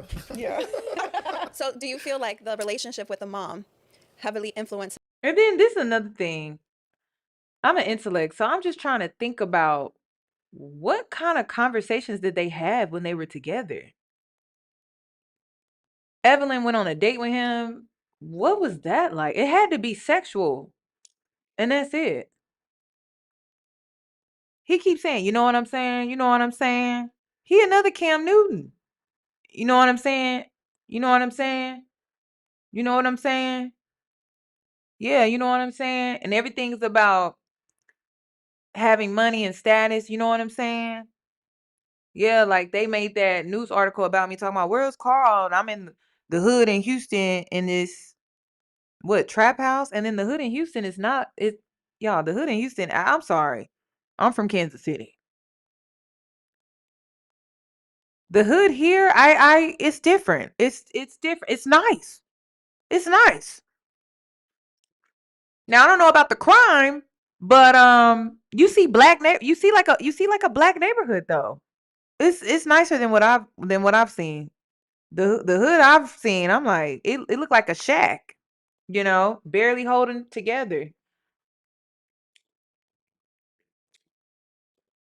So I just wonder, like, what his house look like? Because there's some nice neighborhoods in 3rd and Ward. I've seen some very nice neighborhoods or homes. I'm sorry, homes. So I always be shocked. I'm like, what kind of house? Then when it came to the game in Shaniece, what kind of conversation or did they have on a date? It had to be sexual, and that was it. They're not well versed. Carl's really not well versed. I don't know what Evelyn. I don't get it. It's very clear he probably doesn't talk politics. I don't know. Is your relationship with the kids? Yeah, I think it does. And unfortunately it is that way because it's not the kid's fault, but from my experience, when you have a bad relationship with the mother, it kind of trickles down to the kid. Now you try not to let that happen as much, but it does take its effect on it. So at the end of the day, like we say, the young ones they just full of energy and just want to beef about anything. And if you don't give them no money, it's all hell to pay. You know what I'm saying? They always one of them always going on Twitter saying something. When she see this one, we probably gonna be reading something on Twitter again. But it's just what it is. You know. I know Leo loves his siblings, a lot because he always talks about them and stuff when he comes home. So. Yeah, he do. He has a great time when he comes to Texas. He has fun all the time. So. So he about to start coming down more and just getting the hang of Texas pretty much. So You ever think about getting that thing snipped? I thought about it because man, How many kids do you have actually? I got 5, but you know what I'm saying. Damn. I don't know. You know what I'm saying. Do you want more kids? I mean, I'm pretty sure I don't He know. always said he wanted a few. I wanted like 10, like my grandfather. You know what I'm saying? But I don't think I'm gonna go that far. Them was the old days.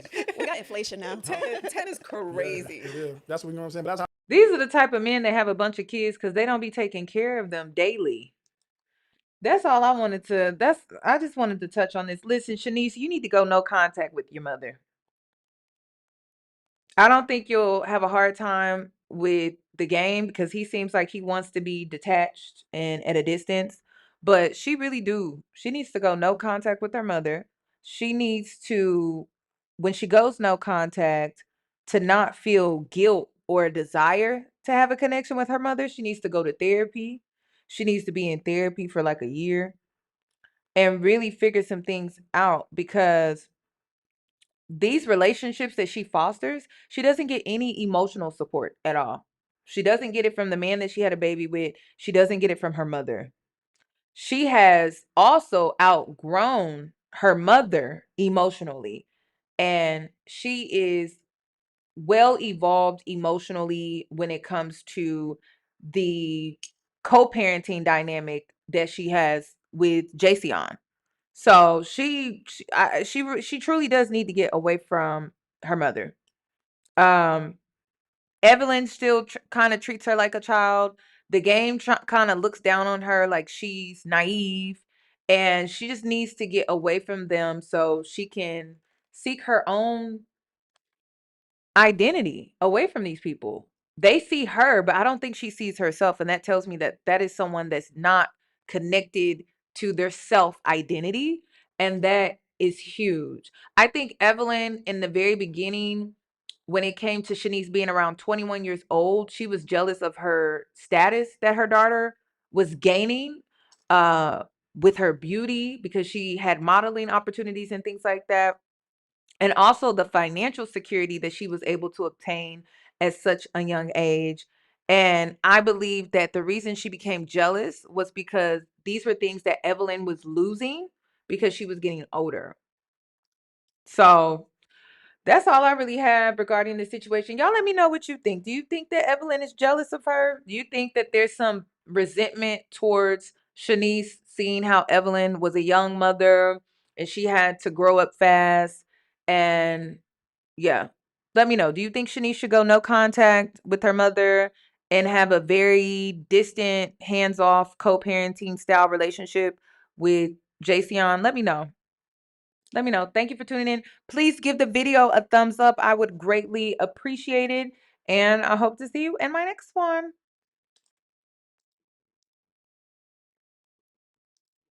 This is my opinion. I'm free to state my opinion anytime I like, right? Thank you. I don't want you to feel like that, but yeah, feel like that.